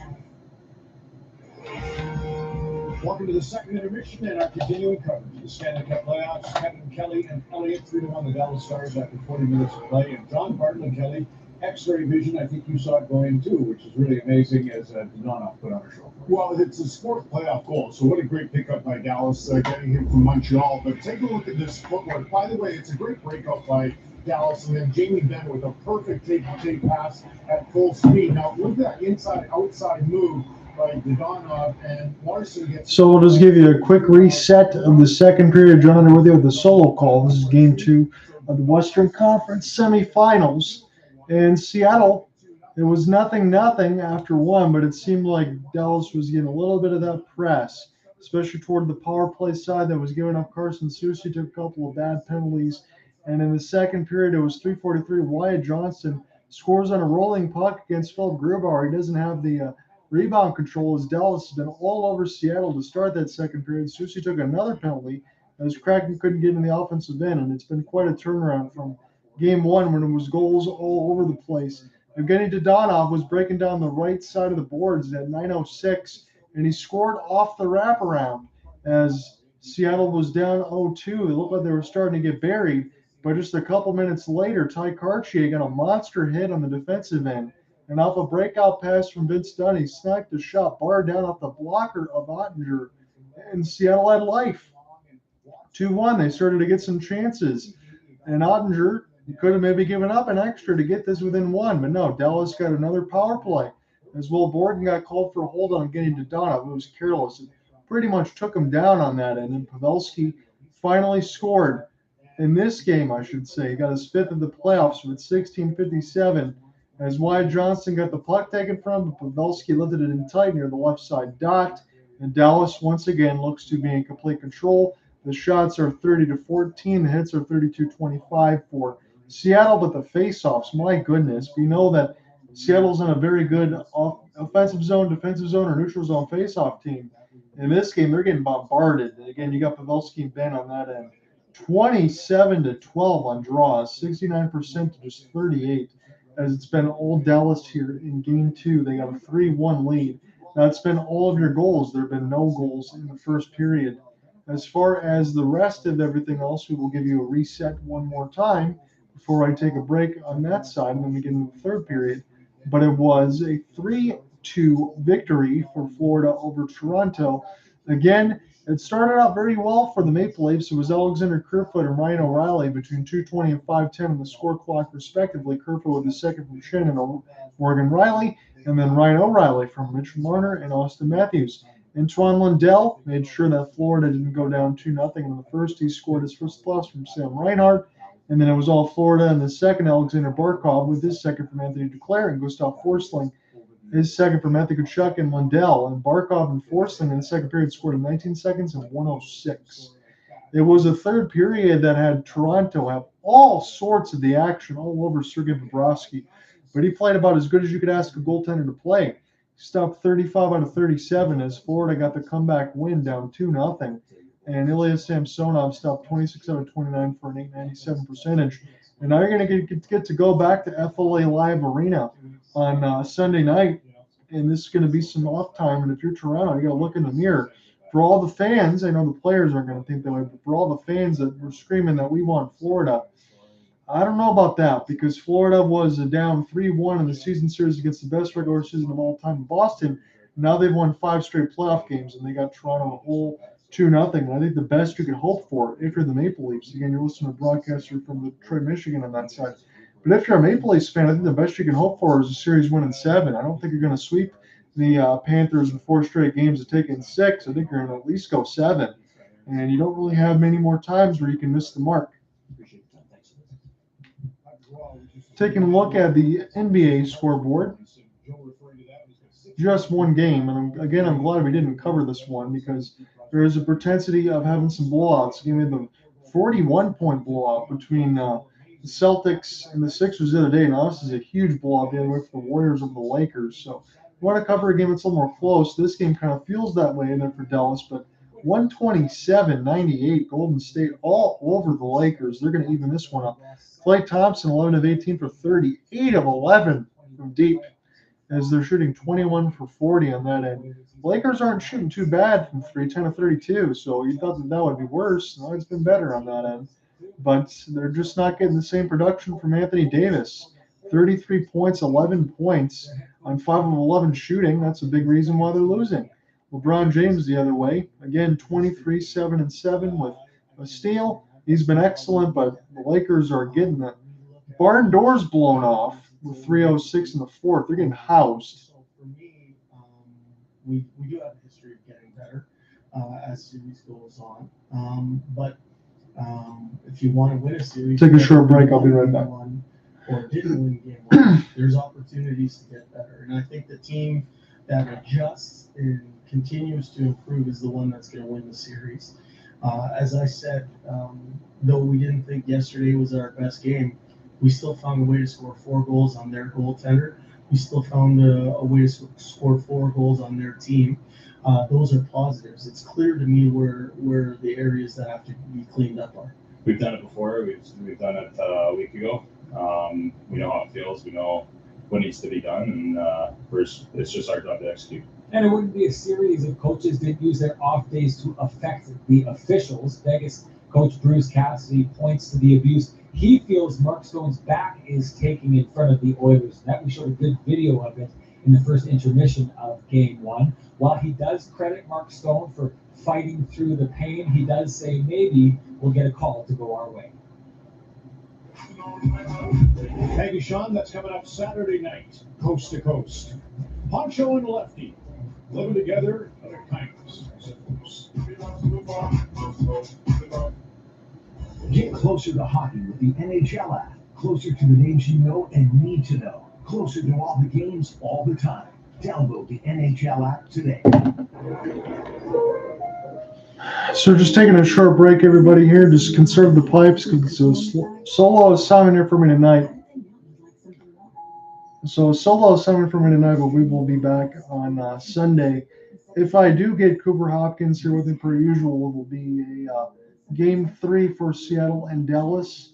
If not, we're going to take a look at Carolina on that side of New Jersey or Florida and Toronto on Sunday. So it'll be 3 Game 3s. They say the game starts when the puck is dropped, right? Wrong.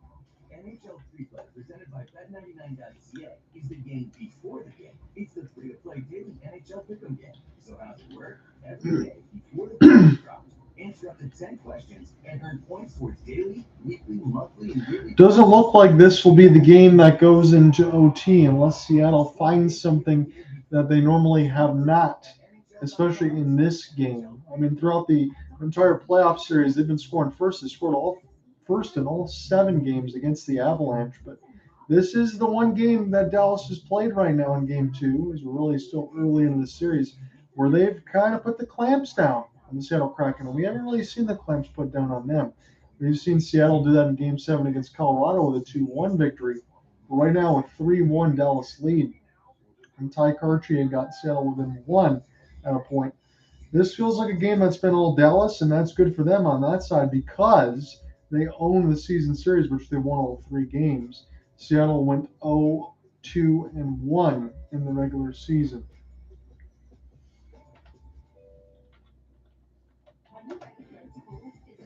I'm going to take a very quick look at the Warriors and the Lakers, but we'll just finish that one out.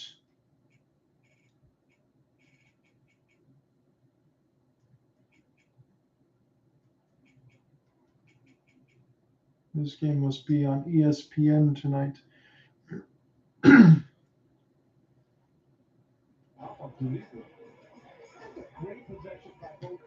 mean, that's the one problem with covering the NBA games is those games just aren't close sometimes. And I'm glad that I pivoted away. I thought about doing this one on that side, but it just wasn't close. So Friday and Saturday will be an off day. I get a chance to spend some time with the fiance, but Sunday we'll be back before we close up the week. And then I will make sure that I give out my assignments, everything squared away on that end. As we will get a definitive schedule. I haven't been able to do that this week because of all the assignments between the Waterford Sharks and all that. I couldn't get to it. So Golden State is going to dribble this one out, and they will take a 27-point victory. They blow out the Lakers, and they even this series up at a game apiece as they'll go back to Crypto.com Arena. And all that's left, again, as we get a live look in, is LeBron James. He was really good in the first half, 21 on 9 of 13. He had just 2 points in the second half, 1 of 5. Got absolutely shut down, and so did Anthony Davis on that end. So they'll bring it across the timeline to make sure that there is an 8-second violation. But their final score between the Golden State Warriors and the LA Lakers is 127-100. That is an eye-opener on that side. So for Anthony Davis dominating in Game 1, looks like Steve Kerr changed the assignment. They took Kevon Looney out there, and they put him on the backup side. And the Lakers certainly are back in the drawing board. Again, they've done their job on that side. Denver's got a 2-0 lead against Phoenix. That'll be that next game. And then Golden State and LA tied at 1. Winner of that will play Denver or Phoenix. Probably going to be Denver on that side. I don't see any way that Phoenix will win 4 straight. That's going to at least go 7. If Phoenix has a chance to get back into the series. But my goodness, 127-100. And the Dubs, they get a big win. Maybe at some point in the NBA Finals, maybe even Cooper Hopkins and I will cover basketball or something. I know we're fanatics of sports on that side, but I'm just looking at some of these shots for Klay Thompson. He's kind of looking like the Klay Thompson of old. I'm going to flip back into our featured game in between Dallas and the Seattle Kraken.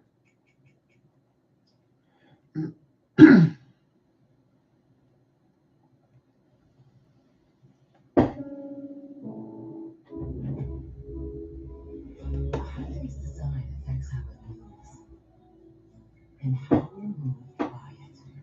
Introducing the all-electric Ioniq 6, taking range resistance to a new low and electric vehicle range to a new high. Because at Hyundai, we're not just making history, we're making water.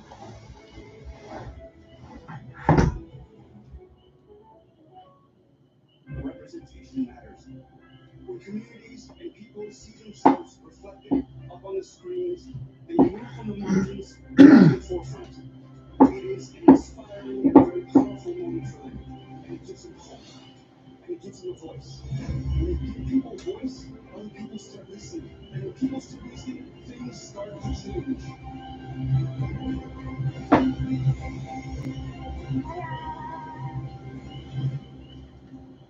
NHLShop.ca, the official online store of the NHL and Canada's largest selection of authentic NHL gear. Shop now and get today's special offer. Online casinos are the same. Enter North Star Bets. With Vegas-style live dealers, the finest slots, and customer service excellence, we're raising the bar. North Star Bets Sportsbook and Casino. That's a win. A day in the life of your dog's mouth is not pretty. Luckily, they have you. You have Dentalife. It's scientifically proven to reduce tartar buildup over 28 days. Purina Dentalife for life. On the journey of teaching responsibility, FordPass Connect makes my job a whole lot easier. And the bonus? It doesn't cost me a thing. Enjoy standard Ford Pass Connect when you drive a Ford. Start your journey at your local Ford store or Ford.ca. I always tell my son it's better to give than receive. But when my journey includes redeeming Ford Pass rewards points, it feels good to get something in return. Earning Ford Pass rewards points is easy when you own Ford. Start your journey at your local Ford store or Ford.ca.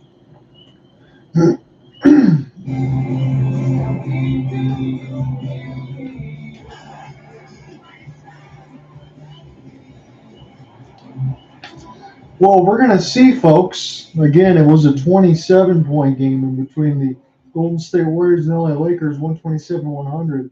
Right now, it's a 2-goal lead here for the Dallas Stars in our featured game 3-1.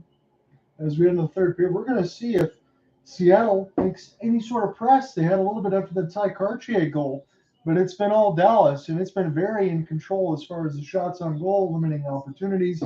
They look very good right now on this side, and we will have to think that there could be some adjustment, but we might not see it until Sunday when they go back to Climate Pledge Arena.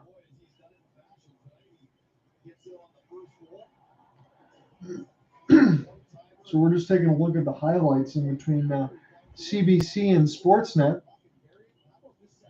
And I will be with you all the way until we get to the final of this game stream at hopefulsportsguy.wordpress.com. So we're underway now in the third period. Puck drop is a massive collision from Marchment. Knocked Larsson down. He still got a little bit of the blood on his jersey from the high stick that wasn't called. And this is sent the other way now off the backhand. Larsson will wrap this back around here for Vince Dunn. And now Seattle trying to break out here left to right. Here's a long wrister. That was Tolvin and let it go. And Ottinger saw it all the way. Gets a stoppage. It's the 15th shot for Seattle. It's 30 for Dallas the other way. They've been in complete control of this side as we get a stoppage with 19:26 left in the third. John Hunter with you for our solo call tonight of the Western Conference semifinals. This is game 2 right now.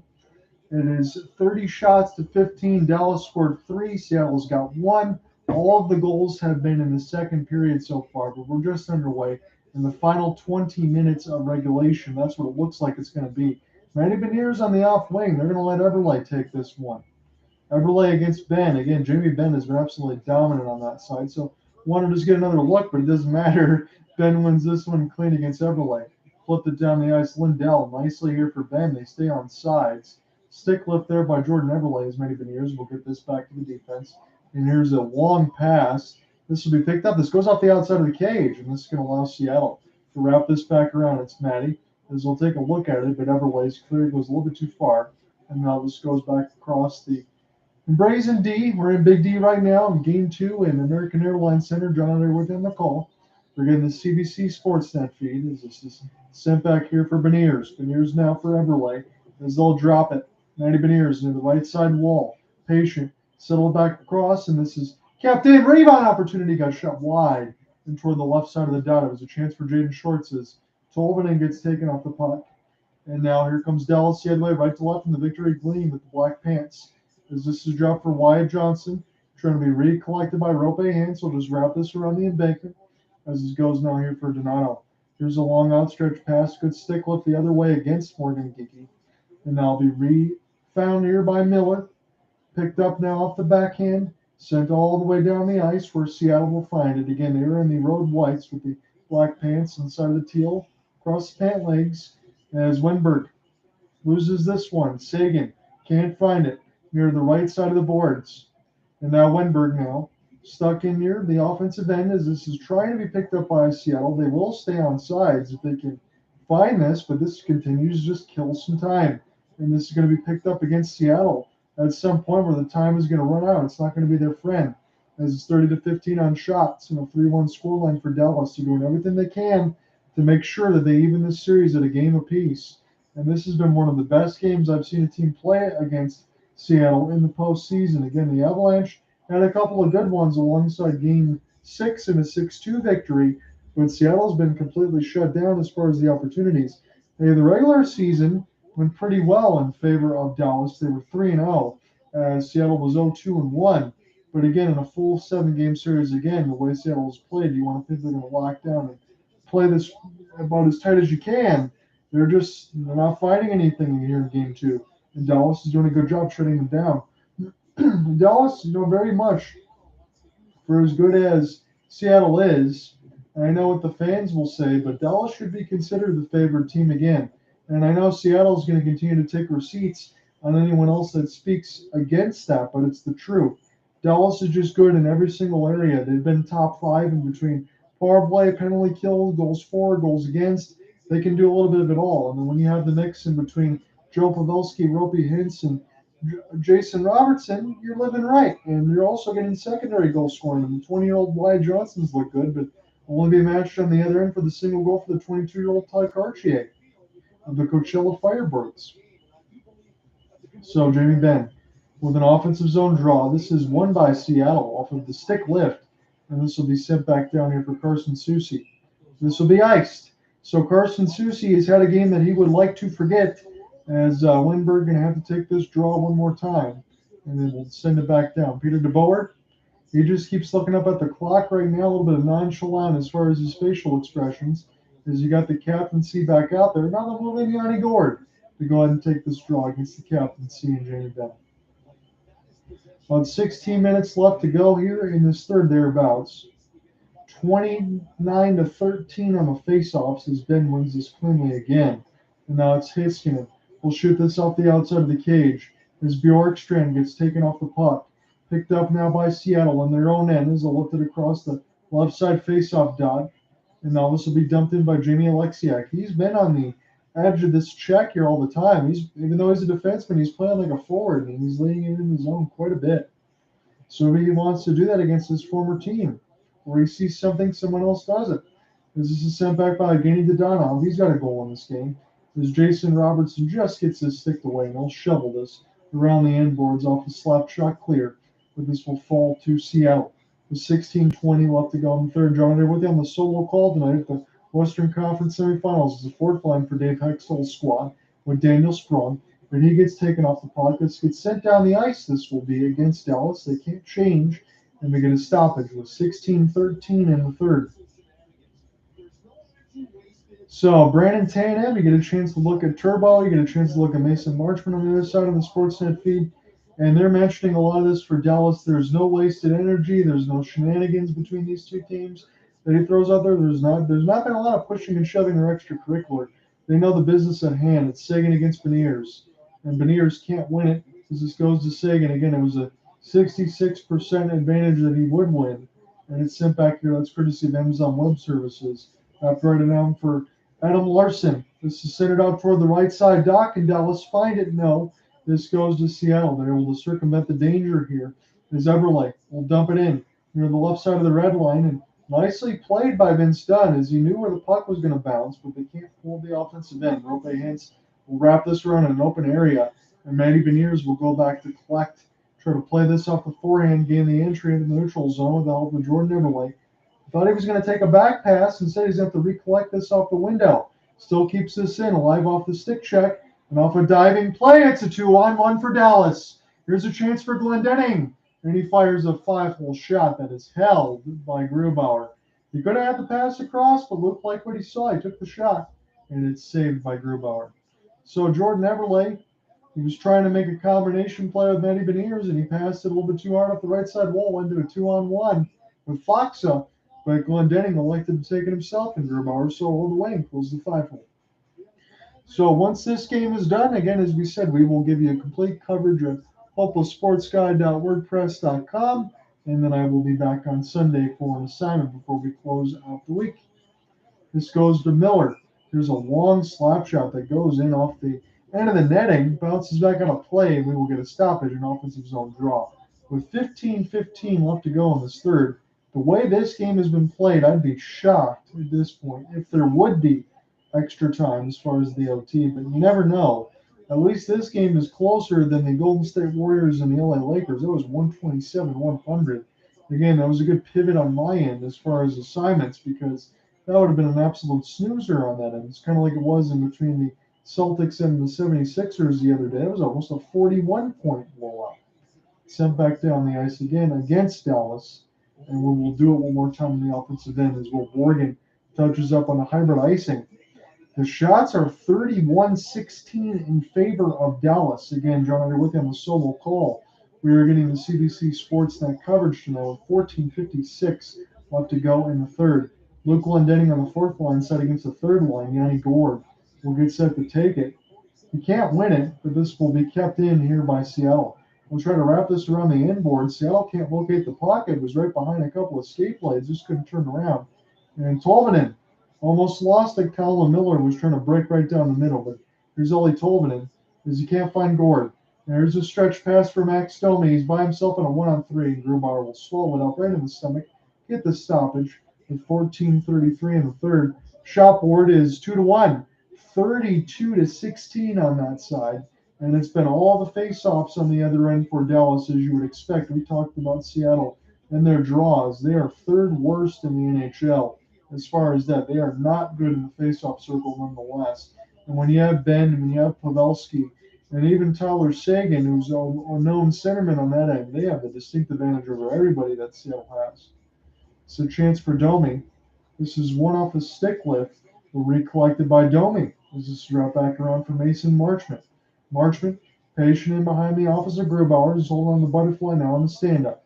Here's a chance for Marchment. Now Suter sets up the one-timer for Heiskanen. Grubauer, watch this go near the left side of the boards. As it's Larsson, he gets his pocket picked and played off the backhand, not cleared. Here's a deflection. Max Domi trying to locate. And now Jaden Short's got to get on his horse in his own end and clear this out for Seattle.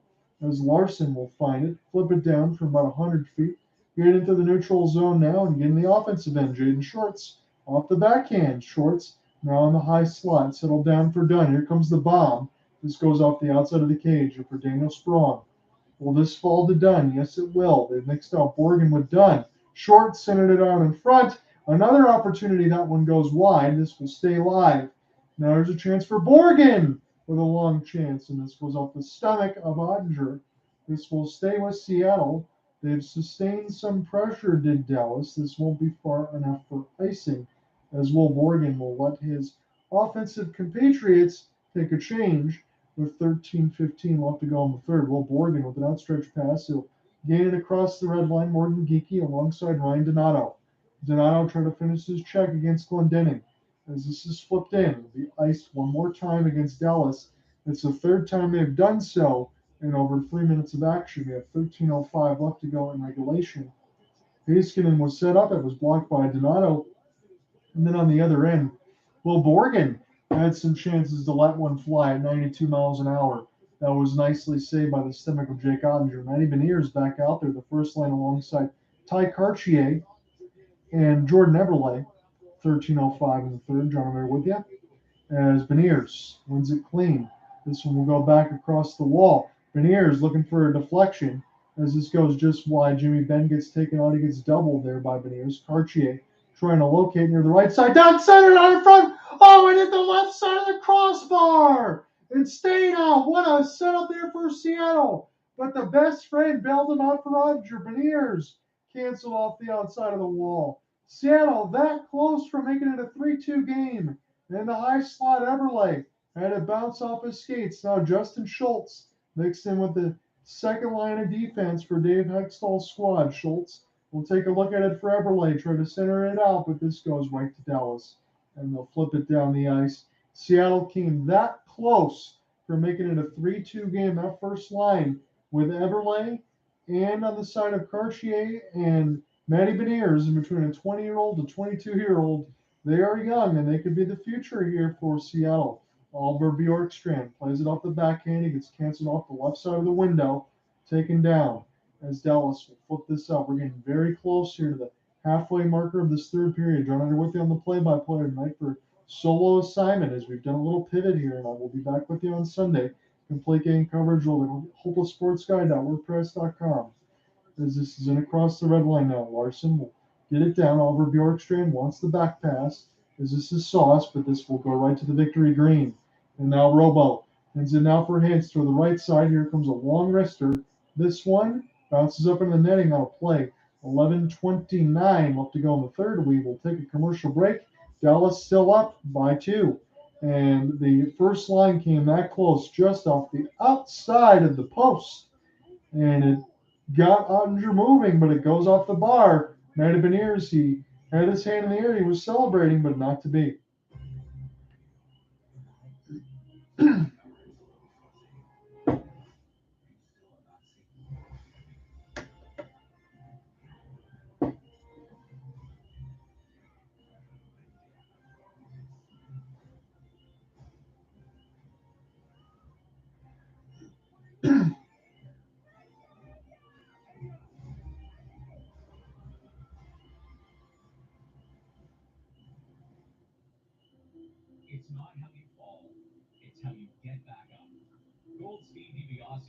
protects clients in all serious personal injury lawsuits with care.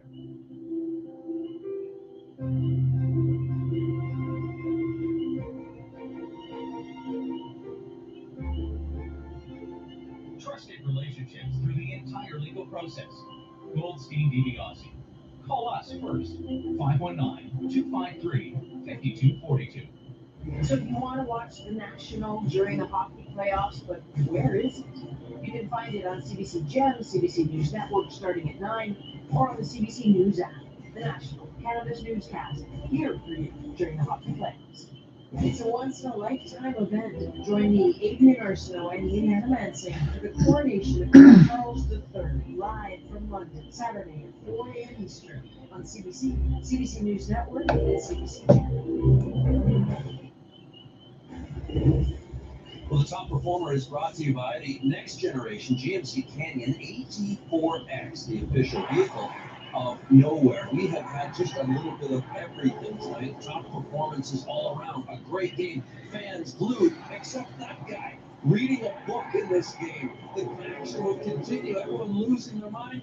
This guy's dialed in. The smartest guys in the room. That could be a book about Gary Galley and John Bartlett. Gentlemen, I would only be a one pager for once.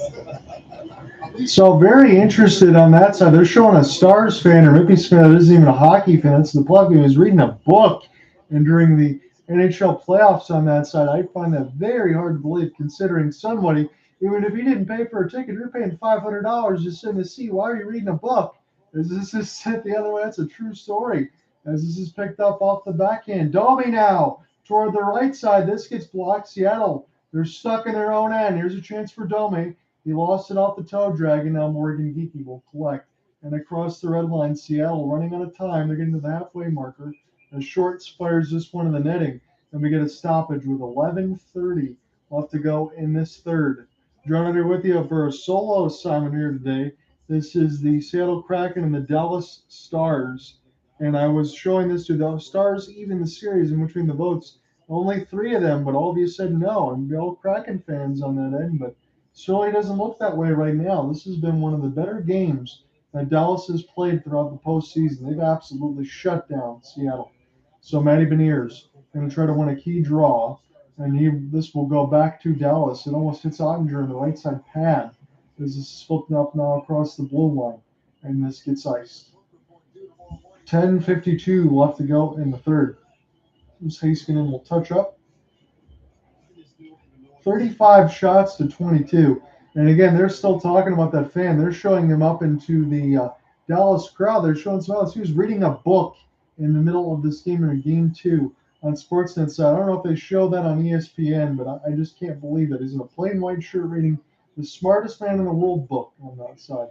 Pretty nuts. As again, you pay $500 at least for a playoff ticket. Morgan Geekie lost it, and now Ty Dellandrea sends this the other way. Now for Larsson. Larsson in behind his own net. He will leave this here for Vince Dunn as they put it back in the main sideline. It's coughed right up and toward the left side dot. Seattle got to go back on the first line as far as their forechecking is concerned. Now Suter casually around the end boards as this is picked up by Dallas. Again, they're halfway through regulation. They're trying to even the series up 1. John there with on the call from CBC Sportsnet. Cartier hits a poke, and he'll wrap this around the end boards. It's a 2-on-2. Matty Beniers trying to keep it alive. Again, Matty Beniers gets punished. A couple extra cross checks against Matty. He'll be the Calder Trophy winner for the top rookie in the NHL. As this is recollected now by Cartier. He'll fire right in as Ottinger will take a look at it. Sent back around for Eli Tolvanen, but nobody was home. And now Mason Marshall will flip this alongside with the help of Genny Dodonov. And we've had 9:35 left to go in the third as it's recollected by Dallas. Dumped in off the window now. Wyatt Johnston will take a look as this goes away from Carson Soucy and flip back down the ice. Dallas more than content to kill time the way that this game has been going. They feel pretty good about where they are as this gets intercepted through the neutral zone. But Seattle just keeps getting brushed back in their own end, looking for a reset.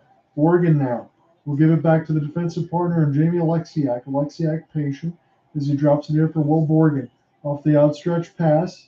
This gets knocked away from Hartley, but sent down the ice. This will go against Seattle And we get a stoppage with 9:05 left to go in the third. An offensive zone draw upcoming here for Dallas. Oh, that was a good hit as we get a commercial break tied to Landry. Got knocked on the players' bench. And Matty Beniers able to slow himself up before his face almost could go into the glass. Again, he got hurt a little bit, banged up, took some lumps through the left side of his hand, but they say he's okay. He's just certainly feeling himself. And Harley scores! In off the tip from Tyler Seguin. And it's a 4-1 lead for Dallas. They're certainly going to take this game too. 9:01 left to go in the third. 37 shots to 21. It's a tip from a Thomas Harley chance, and it was as innocent as you like. It goes back to Harley. Seguin out in front, and Harley gets the stick on the Seguin chance. Vice versa, I should say. Seguin gets the stick on a Harley chance. That was a fluttering puck just through the 5-hole.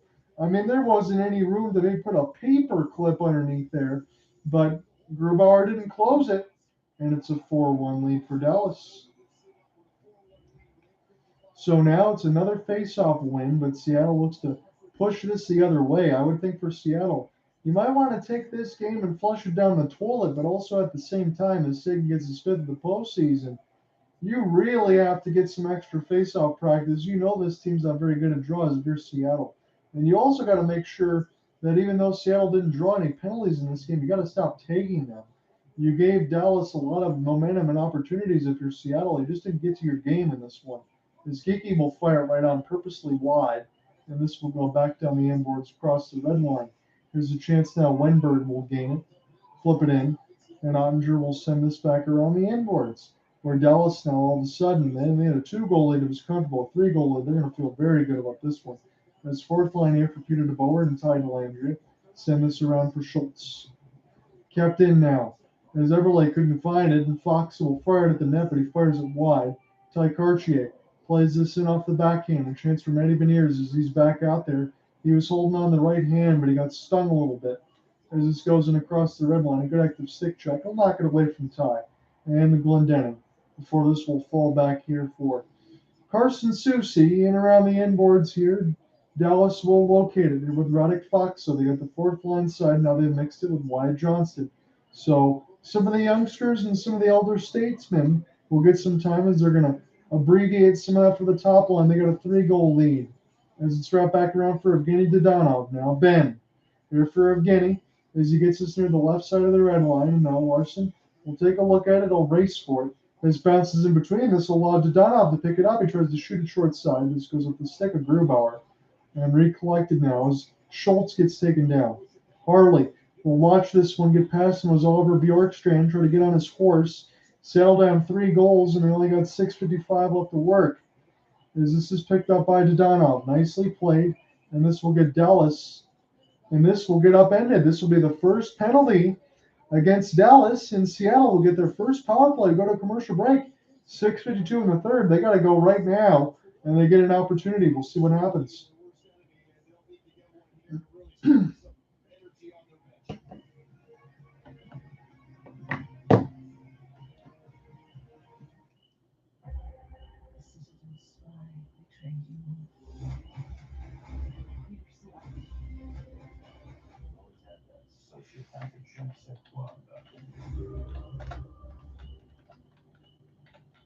If somebody say skip. Really? Yep. Score the lowest fees with Skip. Every hockey fan loves a one-timer from the blue line.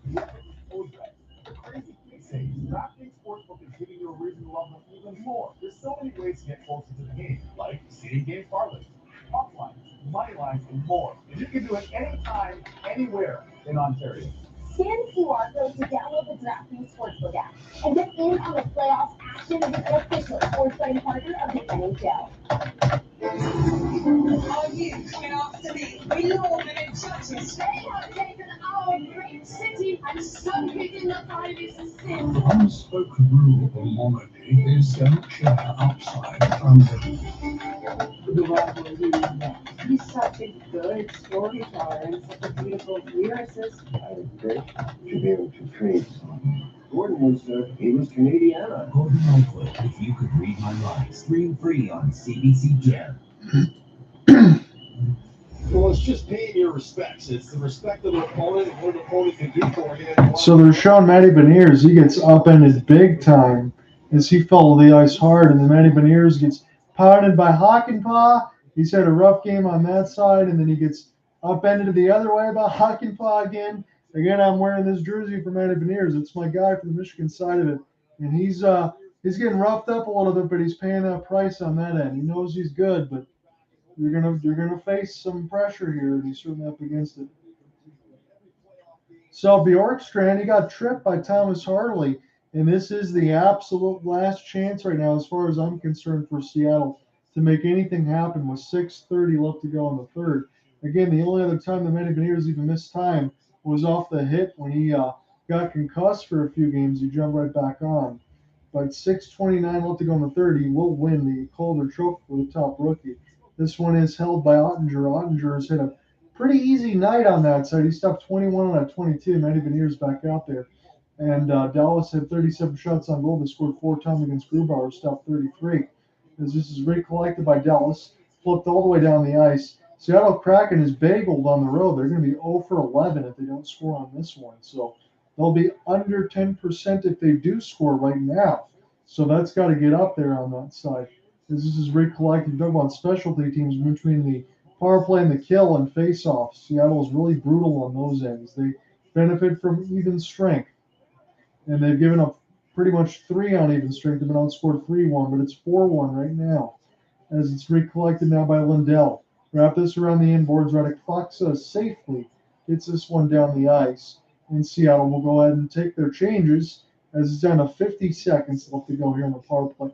When it's all said and done, I'll be with you at hopelesssportsguy.wordpress.com, give you the game story and the complete wrap-up and the play-by-play, and then we'll be back on the Sunday side for an assignment.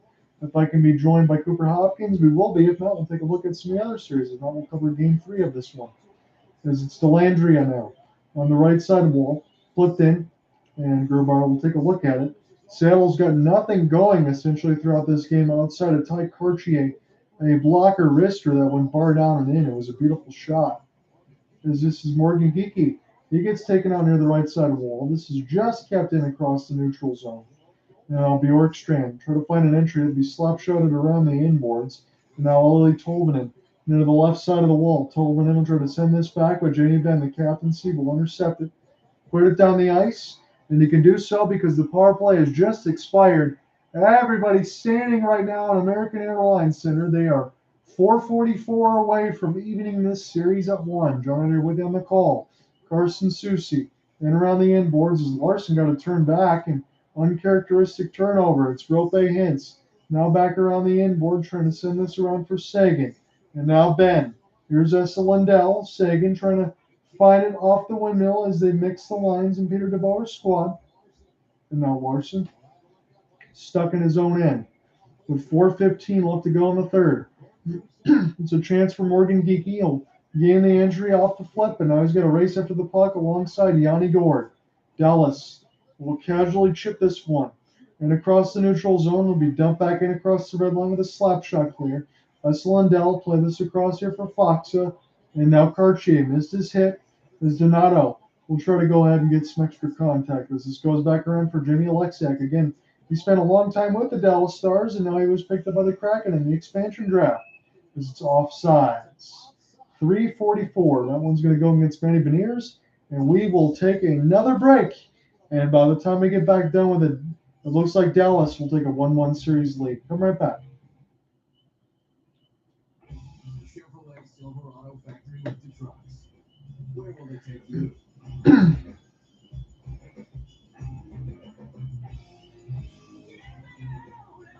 I appreciate anyone that's bouncing between Twitter Spaces and the YouTube side. I know we haven't had a lot today as far as activity. I didn't imagine we would. We've only had a couple games on that side.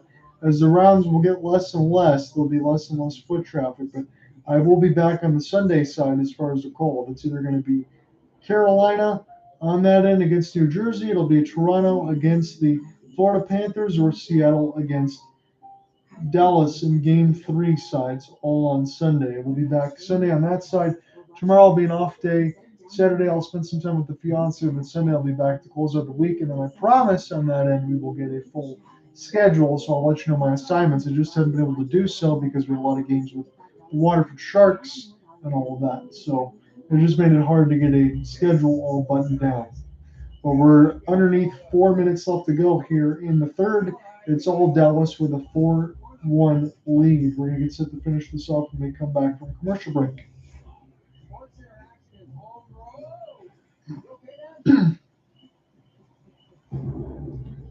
Sports Interaction is homegrown. It's at the heartbeat of your players, teams, and passion. Get in the game with Sports Interaction. Not just the importance of face-offs, but where do you go off the face-off? Right here, Domi is supposed to stay with Eberle, center on center. He doesn't.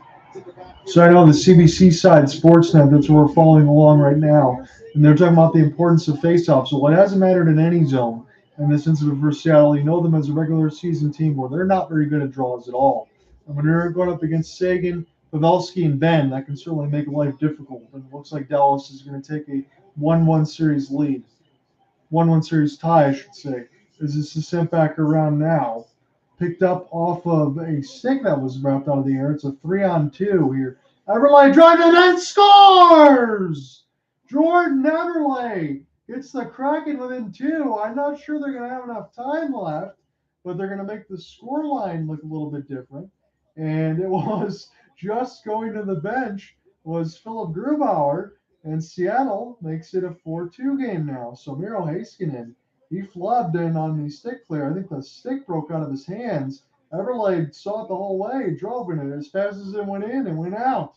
But it beats Ottinger, and now it's a 2-goal game again. So Jordan Eberle, again, that's good heads up. When you know the defenseman doesn't have a stick, drive the net, take it right to him. And Heiskanen, all he could do was try to throw out one of these shoves. That's all that was left. But Eberle able to beat Ottinger. It's a 4-2 game. Says Ottinger has a little bit of a smile across his face, more so than a grimace, but the time is against Seattle. They got to continue to push.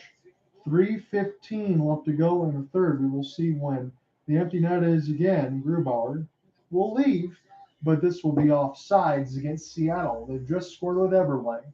So it's Cartier and Eberle for Seattle, and they're going to have to make sure that Grubauer goes back into the net. And for Dallas, for your scoring reset, it's Wyatt, Johnston, Evgeny Dadonov, Joe Pavelski, and Tyler Seguin with the goals. What else is new? Pavelski with his 5th. As this is Eberle now, and across the red line, and this will be another opportunity for Grubauer to leave the cage. Maybe add some extra goals either way.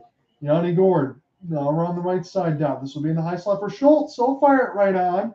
This is in behind the net. As this is picked up here by Eberle. Now Dallas just desperate to try to get it out. Eberle keeps it alive. This will go day-to-day in the high slot now. Seattle look to fire it on. This will be picked up in the high slot now for Eberle. He stays patient. Here comes the bomb. Big save by Ottinger as Seattle's making a pressure here with the 6-on-5 with the empty net pool. Grubauer out of the cage.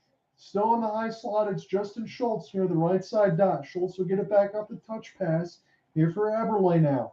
Right side of the wall will spin as this gets taken away from Schultz, but still wrapped around the end boards for Yanni Gourde. He's able to stay with it. Schultz, patient. Eberle now. Need to make something happen out in front. Seattle got to shoot it. Get it in the middle of the slot. Big save by Ottinger as he located it amongst the redwood trees.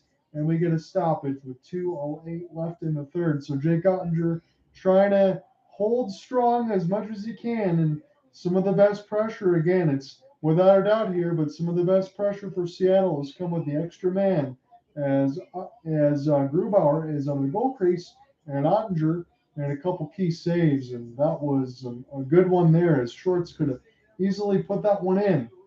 So timeout here for Dave Hakstol's squad. 2:08 left to go in the third. John, I'm with you on the play-by-play side. We will be joining you as far as hopelesssportsguy.wordpress.com for the game story, and I will put everything else in the call for the rest of it once the game story is done and send it out, and then we'll be back on Sunday as far as a Game 3 assignment. So 2:08 left in the third. Seattle has made their push, but they need to get a couple more here. It's got to be a goal within a minute's time.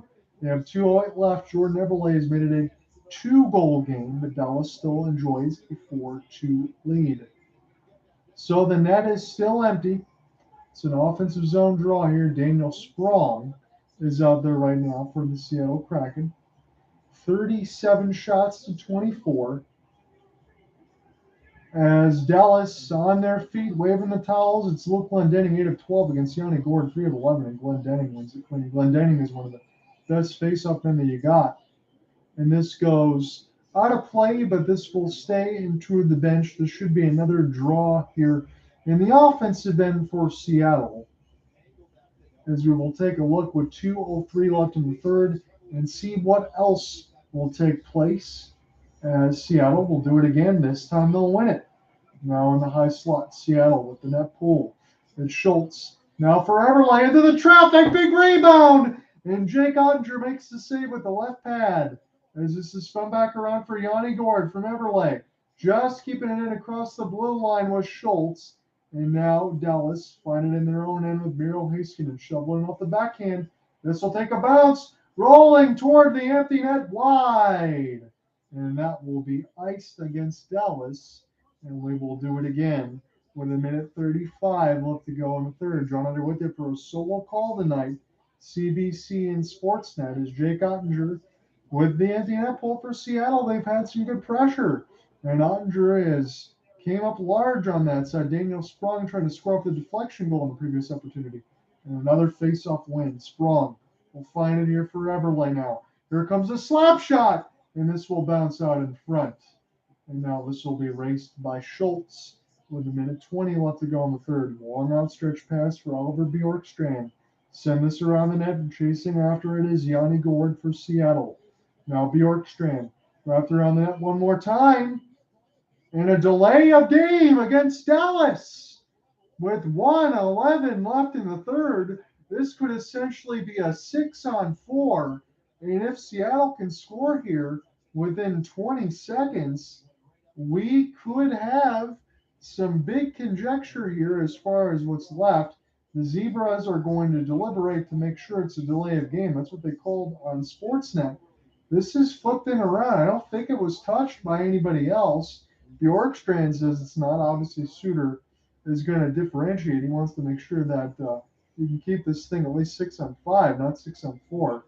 Is Dave Hakstol will look on, and they think that it hits something. So Dave Hakstol just double checking there on this side, and Peter DeBoer, he just looks a little nonchalant. He's just waiting for this 1:11 to end. So Seattle thought that they were going to get a delay of game, but the refs are going to say it just hit something. Now it's Jaden Schwartz.